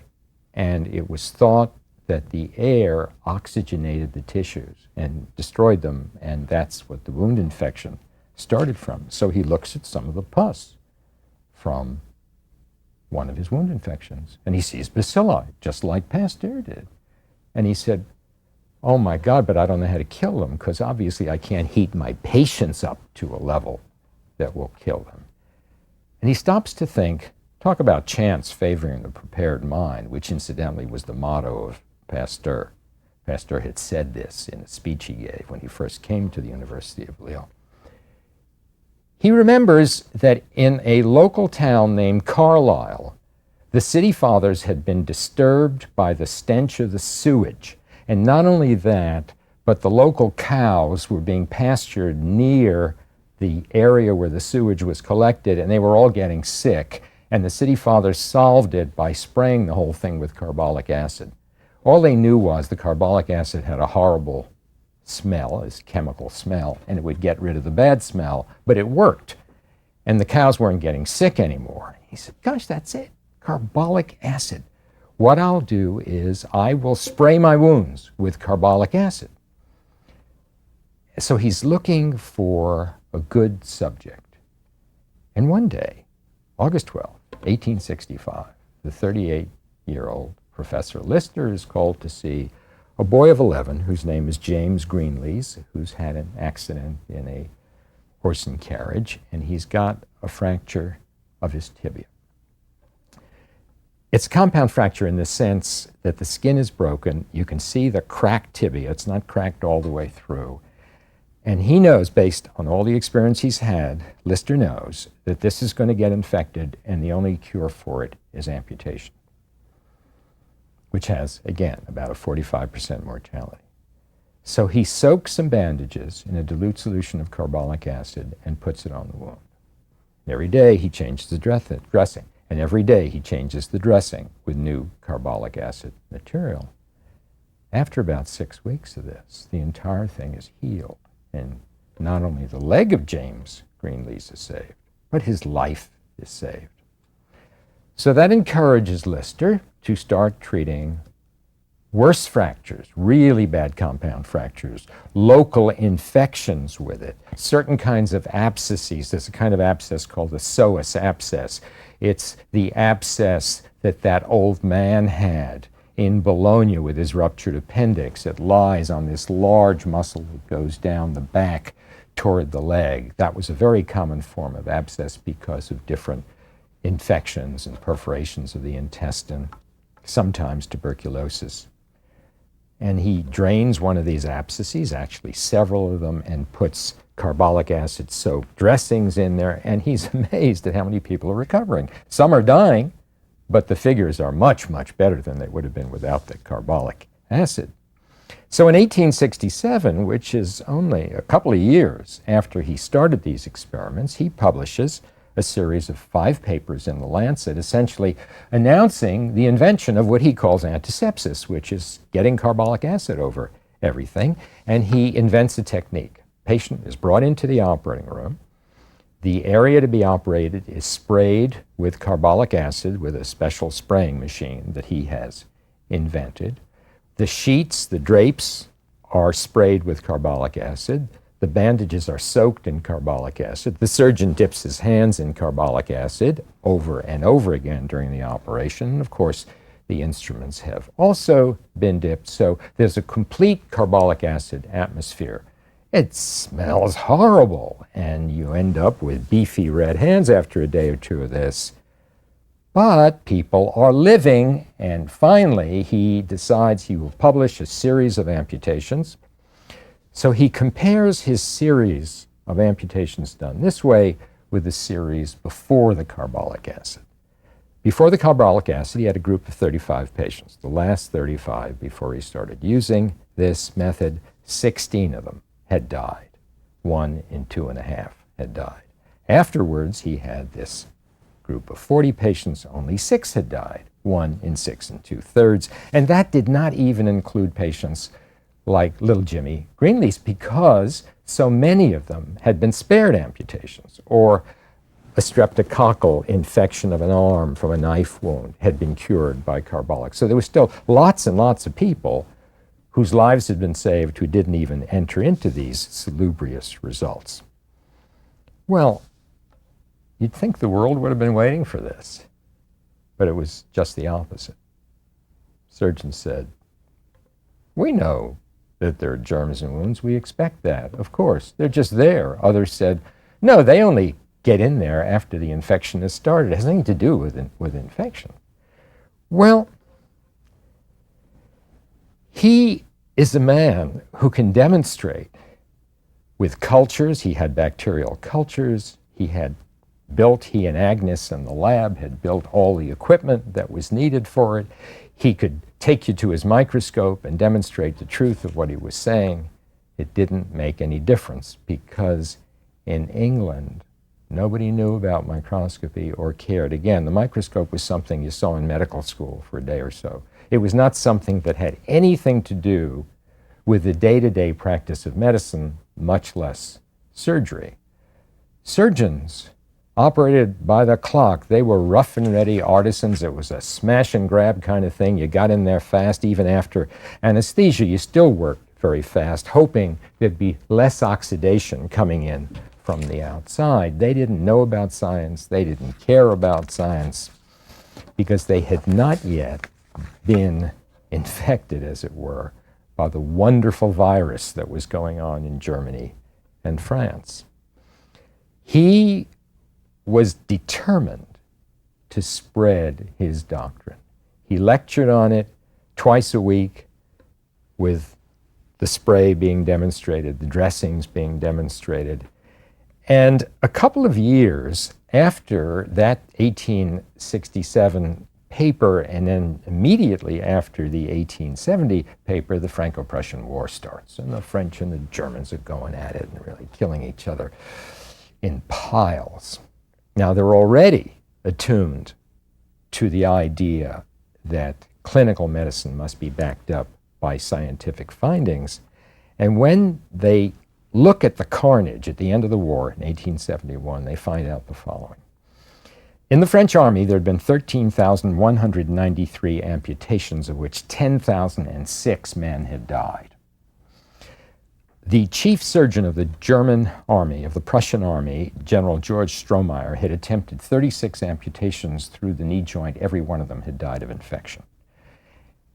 They read Lister's work, and before you knew it, this lecture hall in Edinburgh was filled with French and German surgeons and physicians trying to learn the techniques. The students that were the English or Scottish students weren't interested, didn't show up. The faculty members in this place didn't show up. They had to change the no smoking signs to French and German because there were so many of them there, and these people were taking the new information back and starting antiseptic surgery on the continent, and yet there in Scotland and in Ireland and in England, no one would accept it, and in America it was even worse. Debates raged in America right up until the late 1880s or 1890s about the validity of this, and there were reasons for this non-embrace, some very strong reasons. His lectures, as I say, were on bacteriology and physiology, and these boys couldn't have cared less. They didn't understand science, and they didn't think it was important for the day-to-day practice of medicine. Again, they had no experience with a microscope. And then think about what they were being asked to do, how they were being asked to change their technique. Ordinarily, the way surgery worked in British hospitals was that a surgeon would stride in when he was ready to operate. He'd take off his frock coat. He would pull off the wall the old dirty pus and blood-stained frock coat he used to operate. He'd put it on. He'd have the scalpel and whatever else tools he had handed to him. He would literally sometimes drop the scalpel on the heel of his boot. He would begin operating, amputate the leg in a minute and a half or two, and then he'd leave, and then he'd wash his hands to get some of the junk off. And these people were being asked to completely change their clothes, to spray their hands with carbolic acid, to spray instruments with carbolic acid, to keep stopping in the middle of the operation, which made the operation very slow, to spray the wound, and then put on this complicated dressing that Lister thought had to be put on in a special way, and they just weren't going to do any of these things. It was just too inconvenient. And the worst thing about it was you'd go to your club at night and lift one with the boys, and your hands would be like steaks. They would be beefy red. So for all of these reasons, it was rejected in England until some of the events that I'll describe to you. If you look at the most famous American painting of a doctor, The Gross Clinic by Thomas Akins, 1875, 5 years after the second big paper. 1867 was the first big paper, so it's 8 years after that. Dr. Gross, America's leading surgeon, is operating without an iota of antisepsis in sight. Well, but the French and Germans continued, and in 1875, just when the Aikens painting was being painted, Lister was invited for a triumphant tour through France and through Germany. He was regarded as a god almost because he had changed surgery. And bit by bit, at home, this missionary zeal was beginning to have effects. Younger surgeons were starting to come in and watch, although the older surgeons still didn't want to have anything to do with it. It reminds me of the children of Israel who had to wander in the desert for 40 years till the slave mentality died out. It really took a whole generation. Well, here he was up in Edinburgh. Edinburgh was definitely the greatest of the British medical schools, but it was in Edinburgh. It wasn't in London, where all the doctors were. And he decided he had to have a bully pulpit, this crusading evangelist. And an opening came up at King's College Hospital, which at that time was sort of a second or third-rate place, but it gave him the chance to go to England, talk to a lot of people, get a big personal audience among his countrymen. So he does this, and everybody's excited. The great Lister is coming. They all come to the first lecture. Nobody came after that because the same thing. The dishes covered with specimens, the test tubes, the microscopes, the spray, the bottles of carbolic acid. But the Germans and the French kept coming. They kept coming. And of course, because of that low condition of science, even after John Hunter, this acceptance was so very, very, very slow. But in time, the new order of things did creep in. There was more and more meticulous surgery, more and more recognition of what laboratory work could do, and also information began to come in from France and Germany that was really important and really striking. There was Pasteur, who had started this whole thing, and his experiments and his papers and his clinical work. He was not a physician, but worked with physicians. That clinical work was providing evidence that microbes are indeed the inciting agents in a number of diseases that were being treated by doctors. And then in 1876, the German, Robert Koch, was the first to identify a specific bacterium as the cause of a specific disease, anthrax. That was pretty powerful evidence to support Lister. But the most powerful evidence came in the form of a little book that Koch wrote in 1878, when these debates are still raging in England and the United States.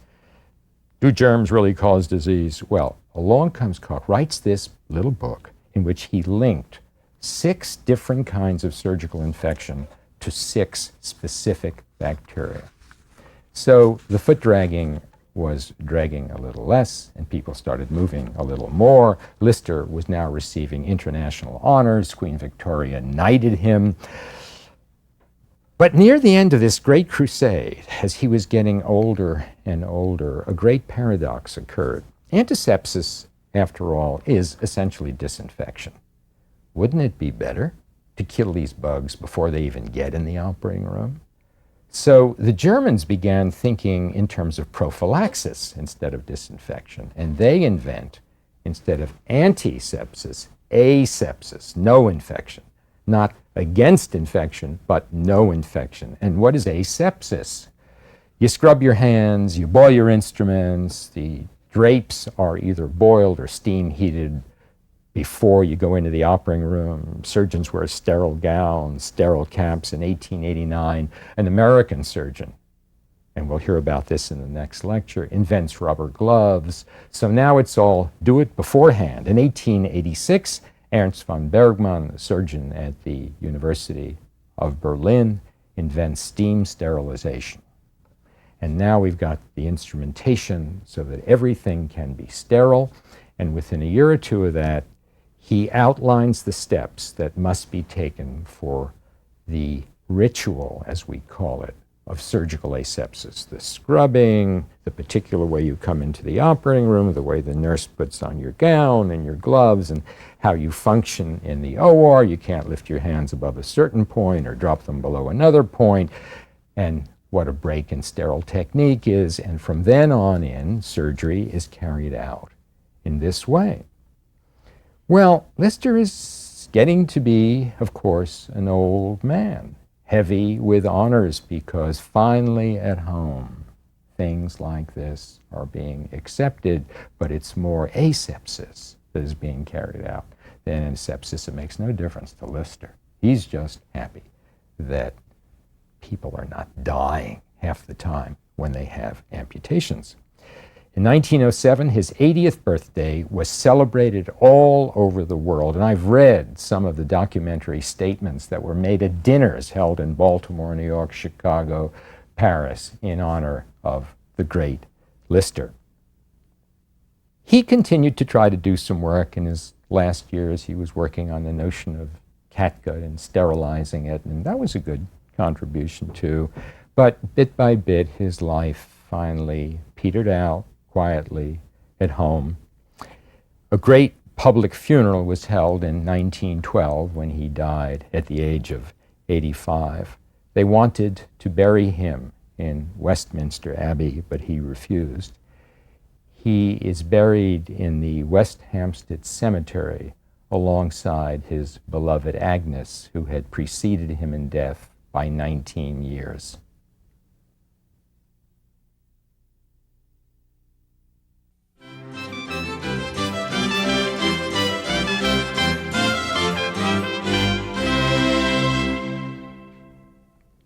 The new order that came to surgery with the contributions of Joseph Lister and the primarily German generation that arose at about that time was exemplified in the United States by the career of William Stewart Halsted. With him, the meticulous surgery based on scientific principles reached America, where he spread it like some Johnny Appleseed across the country, so that American medicine in time, and it was a relatively short time, became the gold standard against which the medicines of all other countries would be measuring themselves.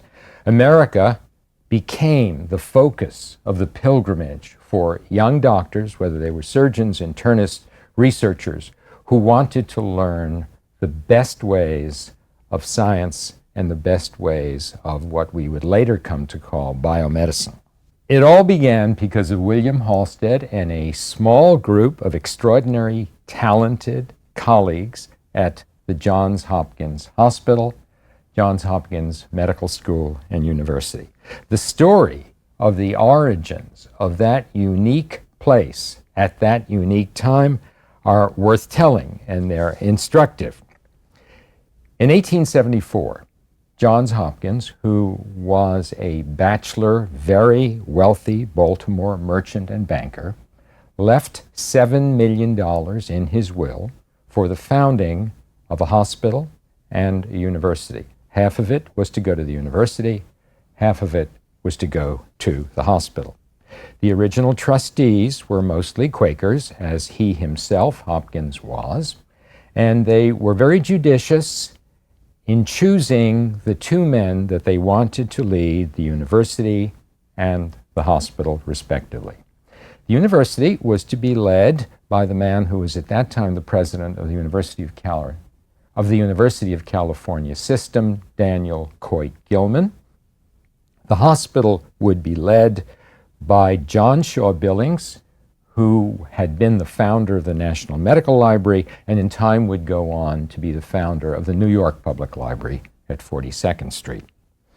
These two consulted medical leaders literally all over the world, at least Europe and North America, including Canada, and they decided on a particular philosophy of how they would choose their leaders, and the philosophy really had to do with the new scientific medicine and the influence of the laboratory science on the clinical science. They chose in time a youthful faculty of 6 men whose names read like an honor roll in the history of American medical education and indeed medical education throughout the world. Every one of them had studied at German universities, and every one of them was strongly influenced by the German medical scientists. In fact, it used to be said by William Osler, who was one of the older of the group, that the whole bunch of them were verdeutscht, they were Germanized.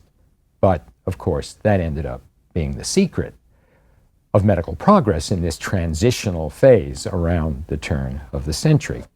They were Franklin P. Mall in anatomy. He was 27 years old when he was appointed professor of anatomy.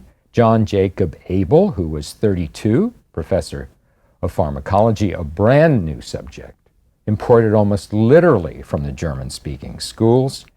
William Welsh was the oldest at 39. He was professor of pathology. Eventually, he became dean of the school. Howard Kelly, the professor of another new specialty, gynecology, which had had a checkered career, but only in the previous, perhaps, half-century was becoming recognized as a medical discipline. Kelly was 31. William Osler, the professor of internal medicine, who went on to become the greatest medical teacher this country has ever known, was in fact knighted when he went on to become Regius Professor of Medicine at Oxford, and William Halsted, who was 36 to be the professor of surgery. In May of 1889, the hospital opened, but the medical school couldn't open. And one of the reasons the medical school couldn't yet open, in fact, the primary reason, was that Hopkins had left as part of the beneficence the money in B&O railroad stocks. And B&O railroad stocks had gotten themselves into some major difficulty. Half of the university's half was invested in them, and there was a shortfall of some $500,000.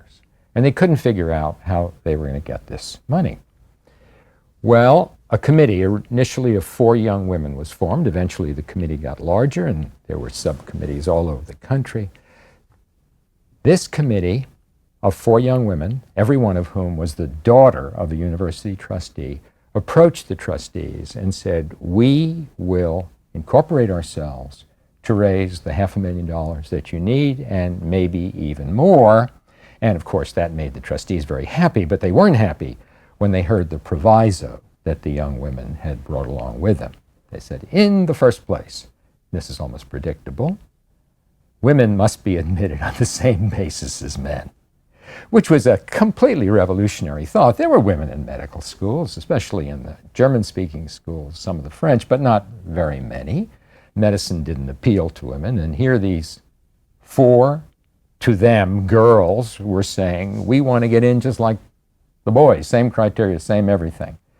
Well, they weren't quite willing to accept that, but they certainly didn't want to accept the second proviso, which was this school had to be a graduate school. Medical schools were not graduate schools at that time. If you wanted to go to medical school, you finished high school and you went. There were plenty of students who graduated from universities, but it was certainly not necessary.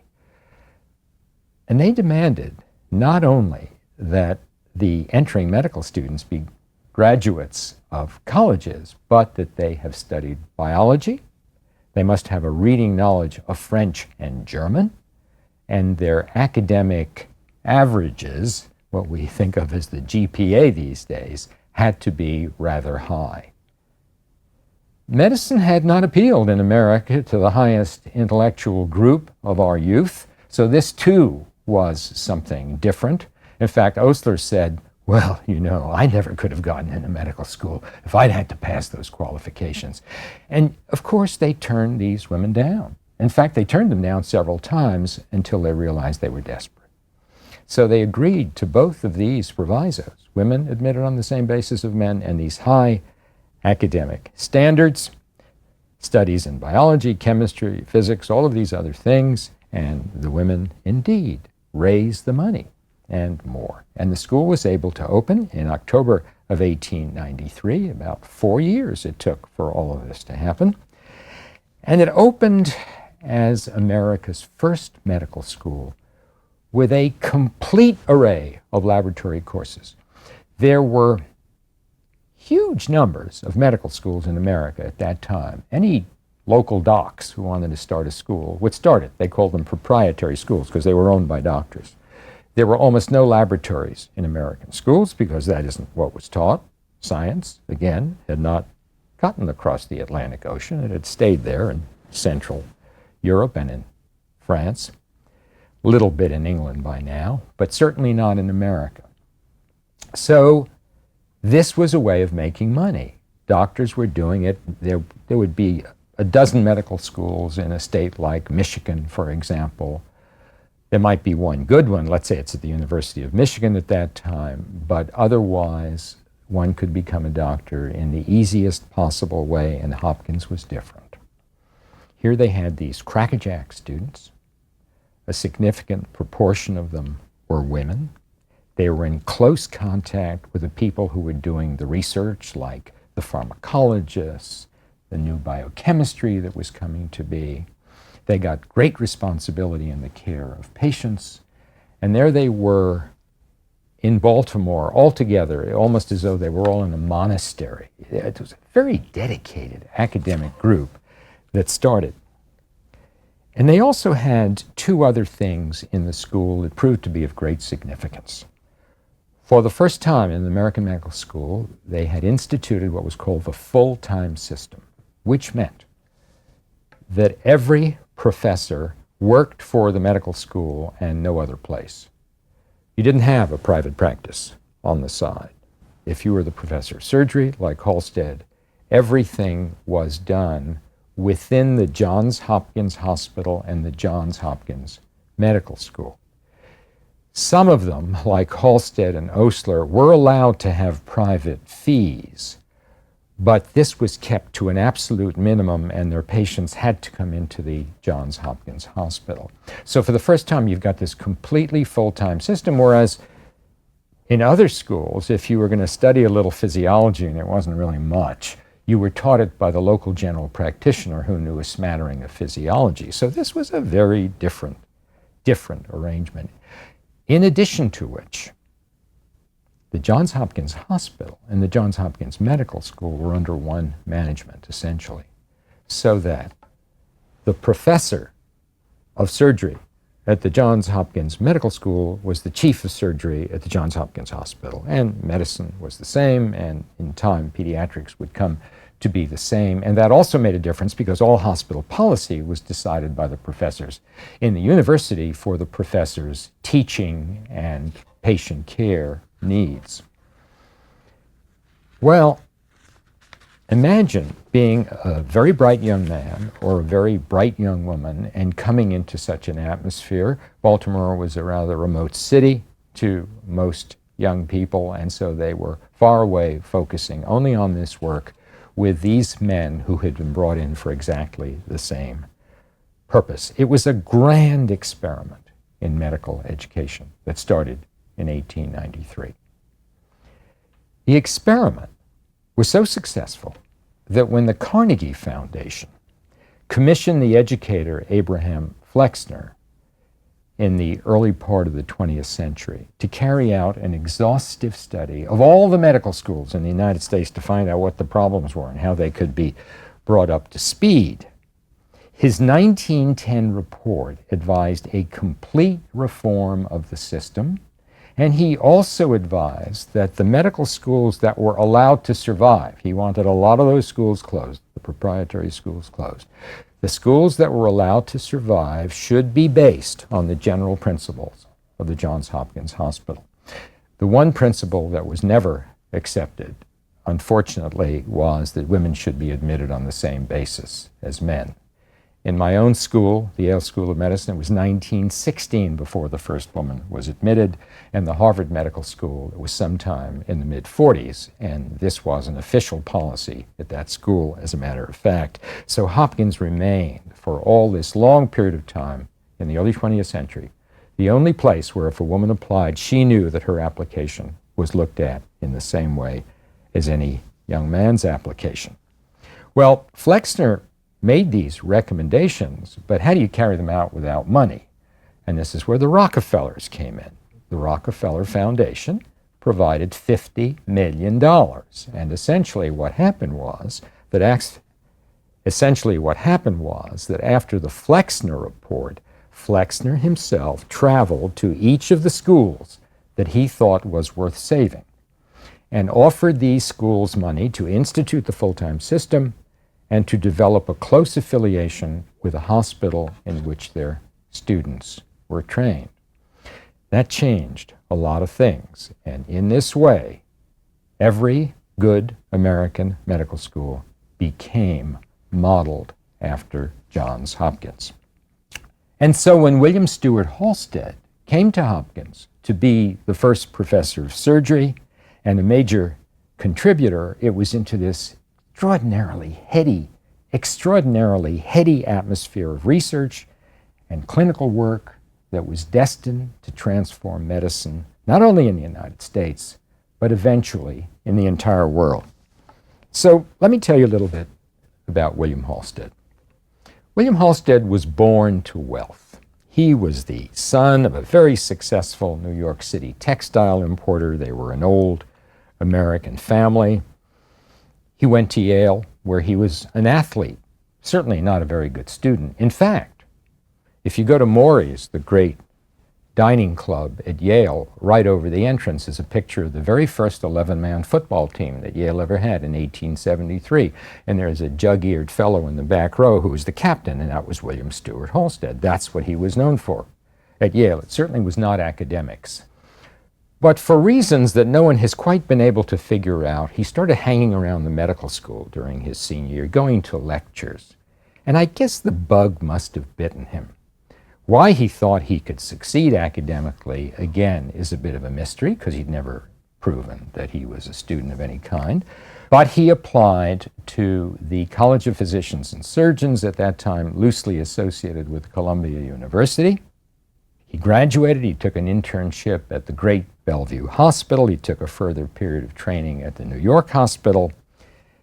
And then he went to walk the wards, this thing that began with Laennec at the beginning of the 19th century. Americans were still, if they could do it, traveling to European centers, but now it was all to the German centers, German-speaking centers, whether it was in Prague or Vienna or Berlin, didn't make any difference. All the professors were German. They all did things according to laboratory work that was then transferred onto the clinical wards. It was this exciting atmosphere, and he spent 2 years there.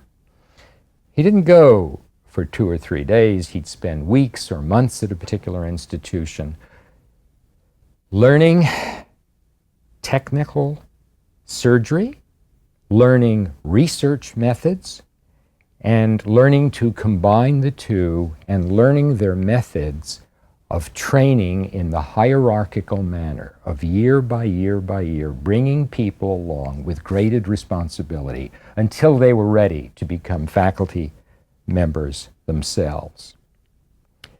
So he returns to New York at the age of 28 in December of 1880, and it's time to start practice.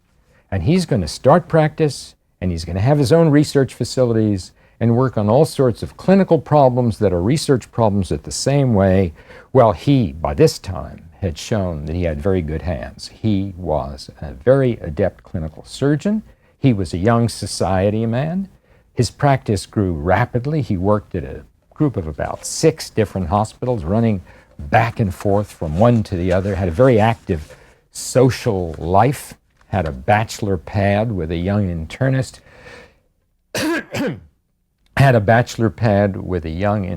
It was a great time.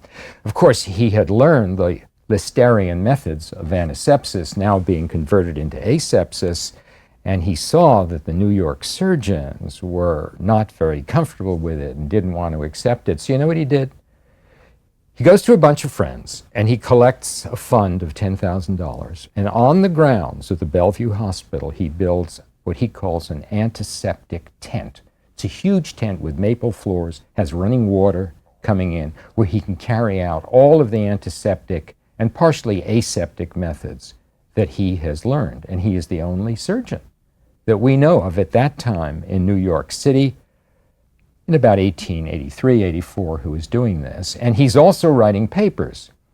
So between this great social life and his research stuff and his big clinical practice, he's burning the candle at every possible end. He's burning the candle at every possible end, and not just the two that are on a regular candle. Well, something unusual and different happens right in the middle of all of this hullabaloo of a great, young, flashing career.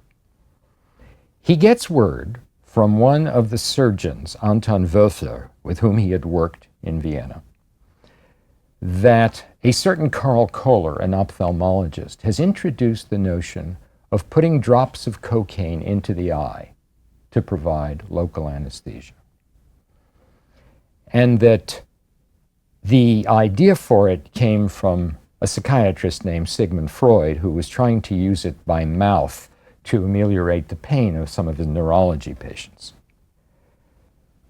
So Halsted gets the bright idea, if they can use it for topical anesthesia, why can't we inject it into nerve roots and anesthetize, for example, an entire arm so that I can operate on the hand or whatever? So he gets a group of like-minded colleagues and they begin experiments on cocaine. They do nerve blocks, they do local and regional anesthesia, and they discover something very interesting. That if you use cocaine yourself, including sniffing the powder, things get to be real fun.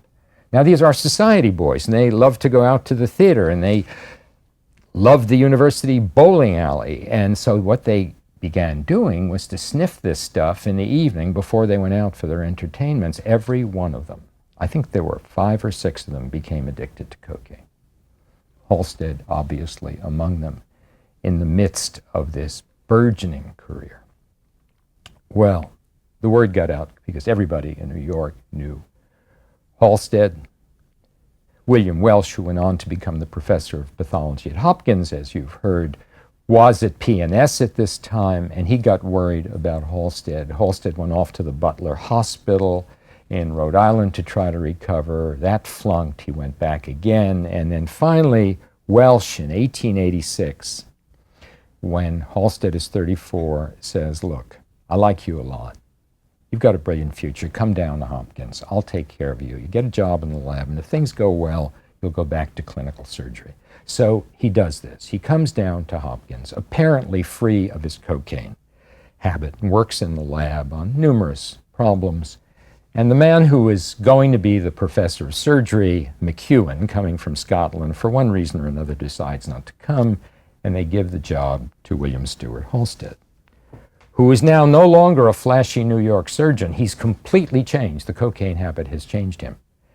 He is now a slow, compulsively meticulous, almost plodding surgeon who studies everything he does with great care. His research is the same way. The record keeping is obsessional. It's something no one had ever seen before, but they're happy to see it, because it is like the Germans' work. It is so accurately done that remarkably his results operating on the original patients are better than most other people's results. And so he is supported in everything he does. In the laboratory, he gradually learns how tissues heal. That was the most important thing he wanted to learn when he did an intestinal operation. How does the intestine knit? When he works on the thyroid, how does the wound heal itself? These were primarily microscopic studies. But he calls this very careful surgery, which takes forever, incidentally, 3 times as long as most surgeons of the time, the surgery of safety. At the same time, he creates the modern surgical residency program by taking on the best of the German methods. So he's got this graded residency program that he sets up at Hopkins, and being Hopkins, he's getting the best young men in the country. During the course of his approximate 30-year career, he turned out 17 chief residents, 17 young men who he had fully trained. Of that 17, 11 of them went on to start university residency programs, just like his, operating with what by then had become called Halstedian technique. it's almost like putting a clamp on every blood corpuscle as it comes out. It's a wondrous thing to see. You don't see any blood. Anybody can be a surgeon, even if you're afraid of blood. It's that careful and that well controlled. So each of these 11 opened up their own university training program, and they trained, in turn, 166 surgeons. And this is what I mean by the Johnny Appleseed phenomenon. All over the country, American surgeons became Halstedian surgeons. And it was not until about, I would say, the 1970s, before British, German, French surgery began to be more Halstedian. They would come and take many of the teaching methods and, of course, the science methods, but they couldn't bring themselves to slow down and operate the way he did. And then finally, that happened. So they are almost as Halstedian as we are, and we're not quite as Halstedian as we used to be, but we're still very, very careful. So what did he attack clinically? What problems was he trying to solve clinically? One of the problems was the problem of a hernia. The mortality rate of hernias was very, very high. A hernia is a hole in the abdominal wall, the usual sort of hernia is, through which a loop of intestine gets caught, gets strangulated, patient dies. Numerous ways of trying to treat it had been developed. He did a very careful grossly anatomical and microscopically anatomical study of the abdominal wall in the groin, and developed a technique of sliding tissues together in such a way as to close the gap with only perhaps a 5% recurrent rate, which he called the radical hernia repair. And that became the repair that all surgeons, at least in America, would eventually use, and really all over the world in time. The innovation for which he is best known, and has most recently been reviled, is the so-called Halsted radical mastectomy. At the time he started his surgical career at Hopkins, there were no reports of women who had undergone surgery for breast cancer living longer than 3 years. The only women who were operated on were women with advanced breast cancer. So they'd come in with these big, bulky tumors. They'd undergo surgery. Within a year or two, they would have local recurrences. They have spread all over the body.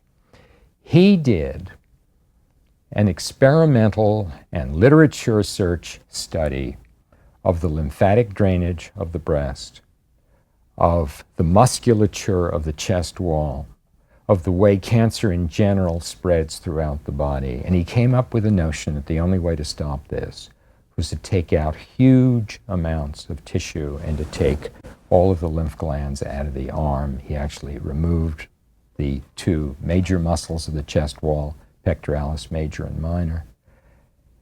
And by the mid-1890s, he was able to report not only a significant number of women who had lived beyond 3 years, but a very low number of women with local recurrences.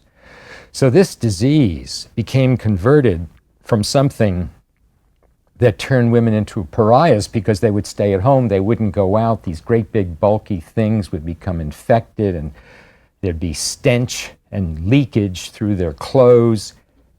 He had converted that to a situation where women were willing to come to doctors because they knew some of them were going to be cured, but at the very least they would not have to put up with the misery that they had before.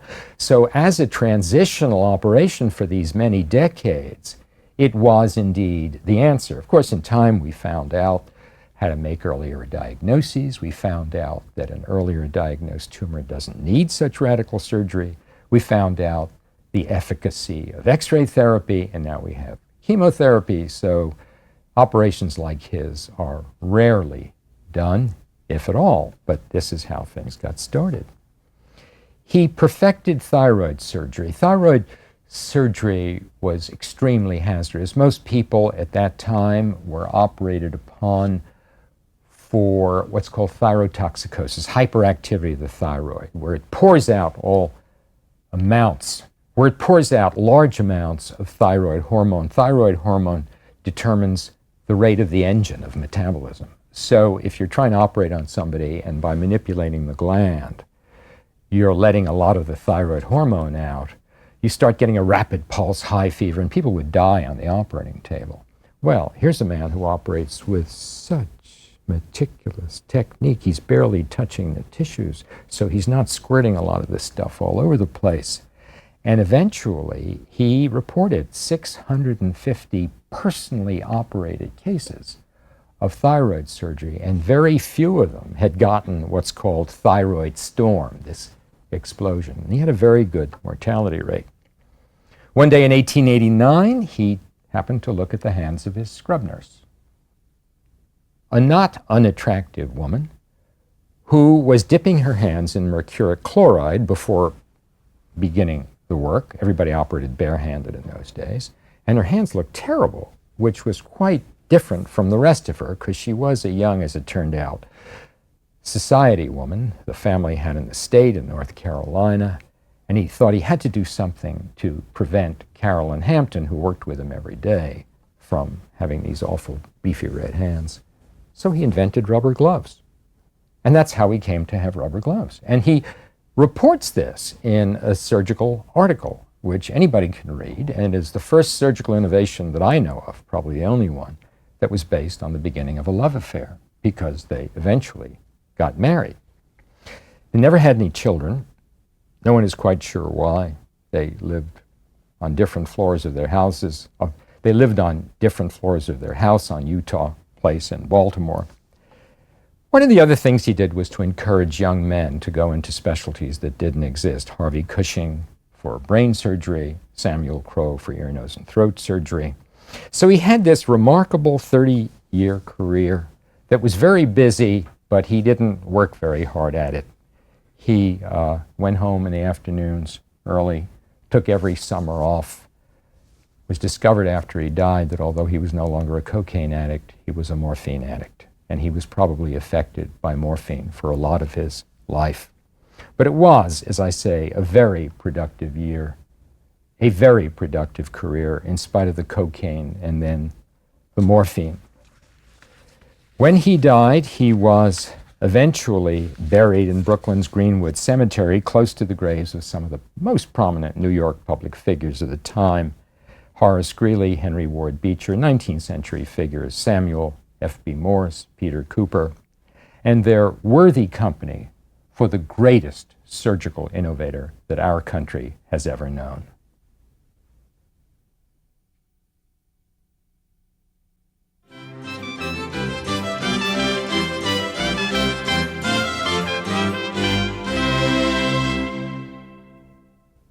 In this final lecture, we're going to describe how that Johns Hopkins experiment and that Johns Hopkins experience led gradually to the beginnings of the openings of great new vistas, including specifically the field of pediatric cardiology, which was the door that opened up into heart surgery in general.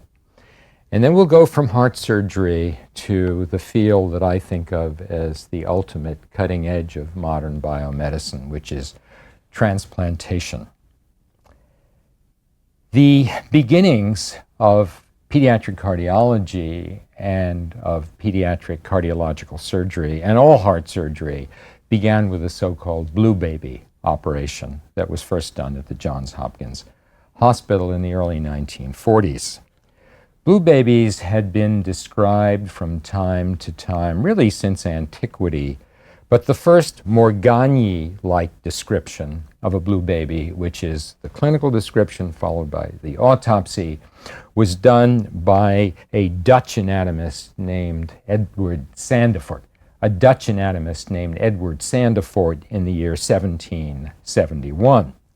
He described a child who was unable to carry out any normal activities because the least exertion made him blue, his fingernails, his lips, his skin in general, and even at rest he was somewhat blue. And when he died of inability to breathe, really, and the autopsy was done by Sandifort, what he found was a very small pulmonary artery, the artery that carries blood to the lungs, and a hole in the septum, the wall between the right and the left ventricle. So as the right ventricle, the right side of the heart, was trying to pump blood to the lung, it couldn't. And so the muscle of that ventricle got thicker and thicker, pushing hard against the obstruction, and the blood would pour over into the left side of the heart. So the unoxygenated blood was getting out into the body, and therefore the patient was blue. Well, this was a matter of interest to a lot of people, but nothing really new happened until approximately 100 years later, when one of the professors of pathologic anatomy at the University of Marseille, one Etienne Louis Fallot, described a disease that has since come to be known as Fallot's tetralogy, because it has 4 parts to it.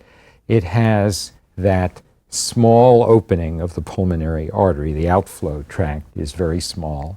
It has the defect between the 2 ventricles, in that wall between the 2 ventricles. It has that thick ventricular wall on the right side, and it also has an aorta that doesn't just come out of the left ventricle, this big vessel that brings blood to the body, but it actually overrides the right a little bit. So there's a lot of mixing of unoxygenated blood and oxygenated blood, and also the blood has difficulty getting through the constricted opening of the pulmonary artery, so it doesn't get to the lungs. The result is a very crippled cyanotic or blue child. Well, hearts like these were studied once these children died, because nothing really could be done for them. And a woman who is a pathological anatomist at McGill Hospital in Montreal spent essentially her life dissecting the hearts of children who had died of congenital cardiac disease. And in 1936, this woman, Maud Abbott, published a book called Atlas of Congenital Cardiac Disease, which became the Bible for anyone trying to study this series of diseases with any hope whatsoever of, in the future, figuring out a way to solve the problem. And the problem was eventually solved. And the problem was eventually solved, or at least a beginning to the solution was found by yet another woman, Helen Taussig, who is the subject, really, of this lecture. And interestingly, she used those very same hearts at McGill and that very same book to get herself started in understanding what she was doing. Helen Taussig was born in Boston. Her father was a professor of economics at Harvard. And when she, in high school and in college, showed some increasing interest in becoming a doctor, he said, "Oh, no, women don't do that kind of thing. You should get a degree in public health if you're interested in medicine." And she said, "Thanks, Dad, but that's not what I'm going to do." So when she finished her liberal arts course in college, which was Radcliffe, she enrolled in Boston University, where she took courses in anatomy and in physiology, chemistry, things like this, to prepare herself. And she also got herself a job in the BU, Boston University Cardiac Clinic. It was a sort of a secretarial job, but she was watching the doctors and kind of getting an idea about how they dealt with the difficult cardiac patients that they had, whether adult or children. So she gets into Hopkins, and she graduates in 1923. There were 70 people in her class. She was one of 10 women. Takes a fellowship in cardiology, and Edwards Park, who's the new professor of pediatrics, just brought down from Yale, suggests to her that she take a real internship in pediatrics, and for a year and a half she does that. When she gets through, they need a physician-in-chief of the pediatric cardiac clinic. There isn't a lot that can be done for the kids, and she knows as much about children and hearts as anybody, so they put this young woman in charge of the pediatric cardiology clinic in what's called the Harriet Lane Home, the pediatric division of Hopkins. And they give her a technician who also has to serve as a secretary. They give her a social worker to help her, because obviously it's very important to give aid to these families. They give her an electrocardiogram, and they give her a fluoroscope, and they give her a budget of $4,000, out of which she has to take her own salary. So there she is. And most of the kids she's seeing have the residua of rheumatic fever, disease of the valves, scarred valves, but she's seeing a sufficient number of kids with congenital heart disease they're born with, very often so-called cyanotic or blue baby disease, and she gets more and more interested in them. She has a bit of a problem physically. She's a little deaf, doesn't hear very well. So she refines her ability to use the stethoscope, just works at it, but she refines something else, which is her ability to feel a chest wall, put a hand on a chest wall, and tell by the pulsations which ventricle is larger or the action that it is taking in trying to press out the blood. She can feel what are called thrills, which is the vibration that is manifested through your ear by a murmur.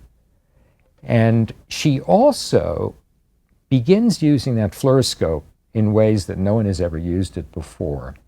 She turns the kids from side to side, flips them around so that she's seeing the two atria, the two ventricles from different perspectives, and she gets very, very, very good at diagnosing these congenital heart diseases. Well, at that point, there had been nothing that you can call cardiac surgery. There have been two operations that had been done a few times. One was called a coarctation of the aorta. Some children are born with an aorta which is narrowed up in the chest, and several surgeons had learned to cut out that narrowed part and bring the edges together and allow a child to survive and lead a healthy life. And the other operation that had been done in a number of instances was the division or the suture of what was called a patent or persistent ductus arteriosus. In embryological life, the blood is shunted past the lungs because your lungs are not functioning. So the blood goes out the pulmonary artery, and there's an opening, a passageway like a duct into the aorta to allow that blood to keep on flowing. But the moment a child is born, that ductus, that passageway, just closes. But occasionally the passageway does not close. And of course, the pressure relationships have changed, so now the aortic blood is pouring into the pulmonary artery and the lungs are infiltrated with too much blood. So the operation you do to keep the child from going into severe pulmonary failure, lung failure, is to divide that ductus, and then the kid's completely normal. Well, when she looked at her kids, she would sometimes see children who had both the tetralogy of Fallot and a patent ductus, because if you have one congenital anomaly, it's likely you're going to have others. So she would see a kid from time to time who had a tetralogy, who had trouble, of course, oxygenating his or her blood, and who had a ductus, and because the child had the ductus, they weren't nearly as cyanotic, because blood was going through the ductus from the aorta into the lungs. Even though that pulmonary outflow tract was tight, the blood was bypassing that tightness and going right into the lungs. So the more she thought about this, she said, I've got a great idea to treat tetralogy of Fallot. We'll just build a ductus. She had no idea, of course, how you could do that technically, so she went to the chief of surgery at the Johns Hopkins Hospital, a fellow whose name was Alfred Blaylock, who had come up initially from Culloden, Georgia, to work at Vanderbilt Hospital, where he'd been professor of surgery. He'd done some interesting work on shock, surgical shock, what happens when the blood volume is lost, and on what's called pulmonary hypertension, on high blood pressure in the lungs. And the way he created experimental animals who had high blood pressure in the lungs was to build a ductus, essentially. He hooked up the aorta to the pulmonary artery so that these animals, the blood pours out into the aorta and then whoosh, zips right over into the lung. So he had this great experimental animal on which to study pulmonary hypertension. But he had something even better than that. he had the world's best technical assistant. He had a young man who had come to him initially at the age of 19, whose name was Vivian Thomas. Vivian Thomas was an African-American man who had wanted to go to medical school, but couldn't even afford to go to college. So he got a job as a technician at Vanderbilt, and he had good hands. He had wonderful hands. And bit by bit over the years, Blaylock had put him in charge of developing the technical aspects of some of the experiments that he was working on. So all of these ductuses that were being built to study pulmonary hypertension were being built by Vivian Thomas. In fact, although Blaylock did spend some time in the lab, he entrusted just about everything to Vivian Thomas. So Helen Taussig comes to talk to Blaylock. Blaylock knows perfectly well that if something technical has to be done, he's going to have Vivian Thomas there with him. So they're sitting there and they're talking about this, and Dr. Taussig says, well, you know, Dr. Blaylock, they always had this kind of cool relationship. As you can imagine, a cardiac surgeon and a pediatrician, they're going to have a cool relationship. So she says, we really have to build a ductus. And after she leaves, both Thomas and Blaylock realize this is how to do it. We're going to do it the same way we did it with our pulmonary hypertension experiments. And the way we're going to hook up the aorta to the pulmonary artery is not going to be quite the way Dr. Taussig thought, because it's really hard to take these two big vessels and make a hole between them and then sew around the hole and keep it in place. We're going to take the subclavian artery, the artery that goes to the arm, and we're just going to divide it, tie the peripheral end, and then take it down and hook it right into the pulmonary artery. So the blood will go out the aorta into the subclavian artery and then into the pulmonary, and that'll bypass this obstructed pulmonary artery. And Vivian and he agree, and Vivian goes to the lab, and he starts operating on dogs. And he operates on one dog, and then another dog. He eventually ends up operating on 200 dogs, and he's picking the smallest dogs he can find because he knows that when the time comes and they have to do this surgery on a real child, it'll be a pretty small child. But he hadn't counted on how small that child would be.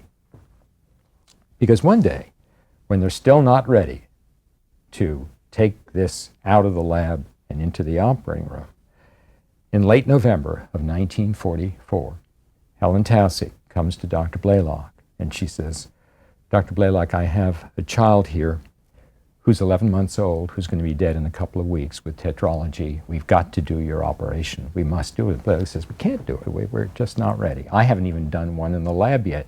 She says, I'm terribly sorry. It has to be done. And he says, okay, this little child, Eileen Saxon, will be the very first child. So here she is, 9.5 pounds, tiny little wizened kid, just as blue as the inside of your pocket. They brought her into the operating room, and I have this firsthand because the pediatric cardiac fellow in that room was Ruth Whittemore, who was my teacher at the Yale Medical School. They brought this child into the room. They laid her down on the operating table. Blaylock scrubbed up, started working with his two assistants. One was William Longmire, who was the resident. He went on to become chief of surgery in the University of California system. The intern was a tall, thin fellow named Denton Cooley, who went on to become one of the great men at the Texas Heart Institute, one of the great contributors to cardiac surgery. And they began operating. But there was another member of the team. Blaylock insisted that Vivian Thomas be present in the room. So Vivian Thomas pulled a stool up behind Blaylock. He's a tall, skinny guy. Leaned over Blaylock's shoulder and watched as the stitches were put into this anastomosis, this new hookup. It was the first time Blaylock had ever done it. And sometimes he put the stitches in wrong. And Thomas would say, no, Dr. Blaylock, you have to do it this way. Oh, Dr. Blaylock. Or Dr. Blaylock would turn around and say, Vivian, what do you think of this? So Vivian was really supervising Blaylock's operation. That child lived. That child lived and became pink. Everybody was very excited about it, and they were encouraged. The next two patients were a little older and significantly larger. In fact, they were a lot older. One was 12, one was 6. The operation was on the map. Of course, from the city of Baltimore, more patients came, and then from all of Maryland, and then from all of the eastern seaboard, and then from all the United States, and in time from all over the world. And they were so busy they could hardly keep up in the pediatric clinic with all of the patients that had to be carefully handpicked to be sure that they were either so sick or they would die without it, or they were yet not so sick that it was not justified to take this risk. So by November of 45, which was only 1 year after they started, they had operated on 55 patients. And as time went on, they reached a point where the mortality, which had started out as something like 20%, was down to less than 5%. It's an amazing thing. The first real cardiac operation. And it not only meant, of course, that so many of these children would be saved, but it meant that manipulating the tissues, the great vessels around the heart, and perhaps the heart itself, was something that could safely be done. And this encouraged surgeons to try operations within the heart. The early operations for so-called mitral stenosis, the tightening of the valve between the left atrium and the left ventricle, were carried out by a surgeon putting a finger into the heart and cracking the tightened, scarred valve open. These were the operations that were being done during my student days and my training days. I used to do them myself. Nowadays, of course, these kinds of things are done with open heart surgery. The valves are replaced. But this gives you some idea of the primitive approaches. But they were encouraged by the fact that Taussig had come to Blaylock. And Blaylock had had the courage and the technical ability, thanks largely to Vivian Thomas, to go ahead and do this kind of surgery. Well, needless to say, Blaylock and Taussig made the grand tour. In 1947, they went to a number of European capitals demonstrating the operation. Taussig would go to the clinics and see these patients and pick the patients, and Blaylock, with his residents with him, would operate on them. And there are numerous wonderful stories about this tour that they made, but the real effect of the tour was to encourage new attempts at cardiac surgery of all kinds. She wrote in 1947 a book called Congenital Malformations of the Heart. Taussig did. It was the first textbook of pediatric cardiology. What that did, and what the operation did, was make that field expand so rapidly that a second edition would be required within a decade, and it needed 2 volumes, each of 1,000 pages. So this had been an explosion. And of course, young, talented people came to her from everywhere, and so she trained this entire generation of this new field of pediatric cardiology. And if you were a medical student or a resident in the 1950s or early 1960s, as I was, the probability, the overwhelming probability, was that your teacher of pediatric cardiology had been directly trained by the great Helen Taussig. But interestingly, she didn't make professor till 1959. 15 years or so after this great contribution. So no one can say that opportunities for women were really completely equal at Hopkins, although we like to think that they are now. Now, that was her greatest contribution, but it was not her only contribution. People remember her later in life, when she was quite a bit older, in her 60s actually, for her effective campaign against the marketing of thalidomide in this country. You will remember this drug that was first marketed in Germany under the name of Countergen, and it was discovered later that it produced a problem called phocomelia in infants. They were born without forearm bones or with decreased length of forearm bones, and so they really didn't have arms. And she got wind of this when the S. Merrill Company filed a new drug application with the FDA, and she was determined to stop it. She spent 6 weeks in Germany going to the clinic, speaking to doctors, came back, and with Francis Kelsey of the Food and Drug Administration, mounted this powerful campaign to stop it. And so in March of 1961, when she was 63 years old, they succeeded in stopping the new drug application. So thalidomide was not sold in this country. Helen Taussig retired at the age of 65 in 1963, and yet 41 of her 100 major publications were written after that time.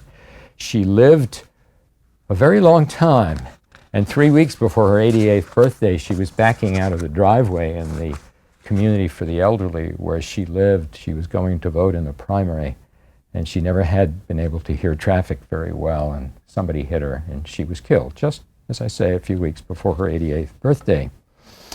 But this is what started cardiac surgery, and this is what led eventually to cardiac transplantation, and transplantation then of other organs. The open heart machines, heart-lung machines, came into being in the mid-1950s, which made all sorts of manipulations possible, including eventually removing a heart and putting another heart into its place, while the heart-lung machine was bubbling away and doing what the heart and lungs ordinarily do. The story of cardiac transplantation is really the story of our evolving understanding that the cells of each of us harbor within them something that is theirs alone, something that is unique to us, that is called the notion of self. My self is different from any other self antigenically, immunologically, except the self of my identical twin, if I happened to have one.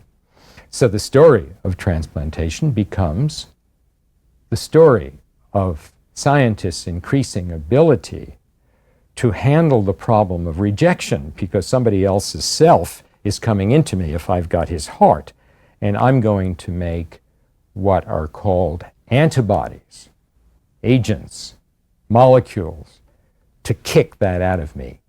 And so what we have is the campaign in centers all over the world to develop agents that so inhibit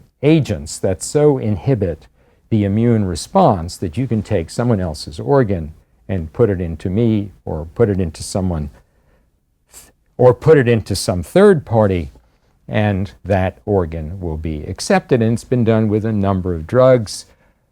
Steroids are part of it, but the mainstay in recent years, actually since the 1970s, has been this drug, cyclosporine, which is a fungus-based drug that was originally dug up on a field trip by a Swiss scientist who was looking for antibiotics, and it turned out that he ended up with cyclosporine. Well, so what did surgeons do with all this information? Well, they jumped the gun, as surgeons are prone to do, before they were even ready to understand the immunological response that happens with a donor heart and a recipient.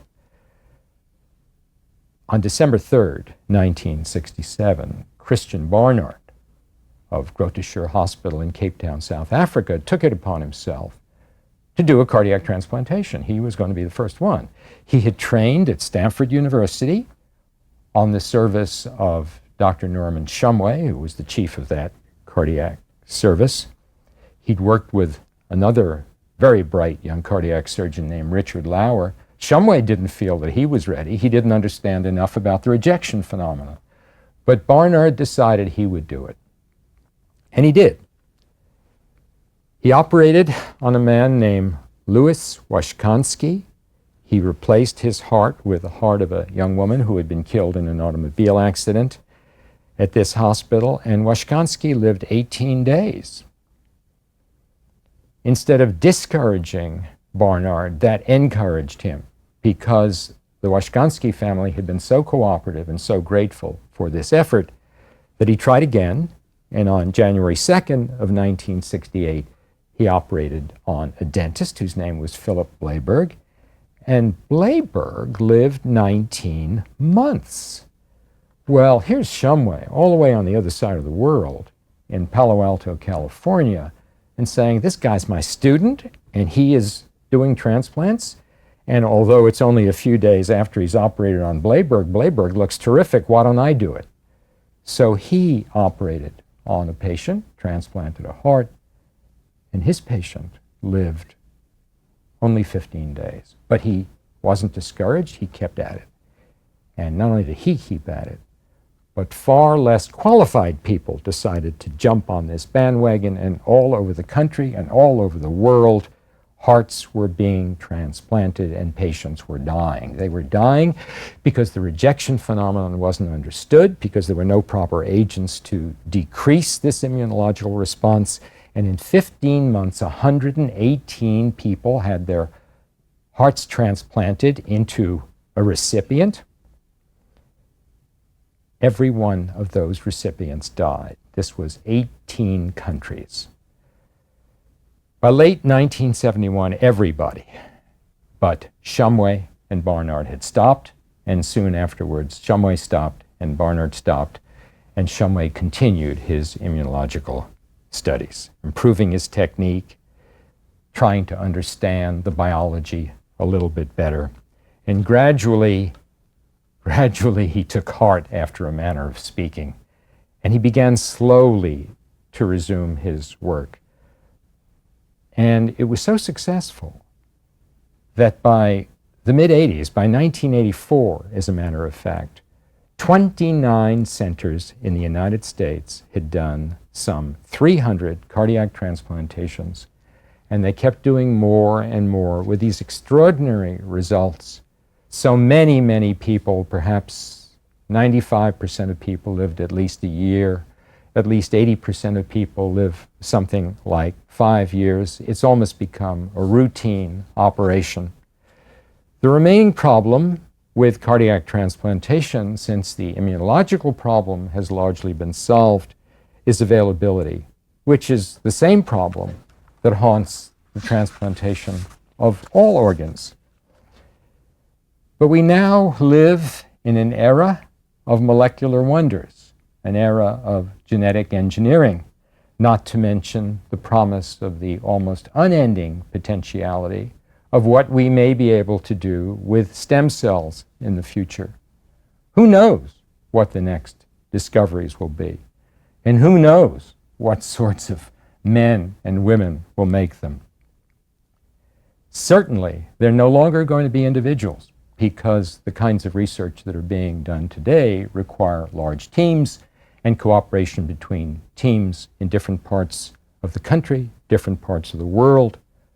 But no matter how far medical progress eventually gets to, but no matter how far medical progress eventually goes, it will always be in debt to the pioneers of its first 2 millennia, whom we have been discussing in these past 12 lectures. And in their lives, there will always be lessons to learn about the process of discovery.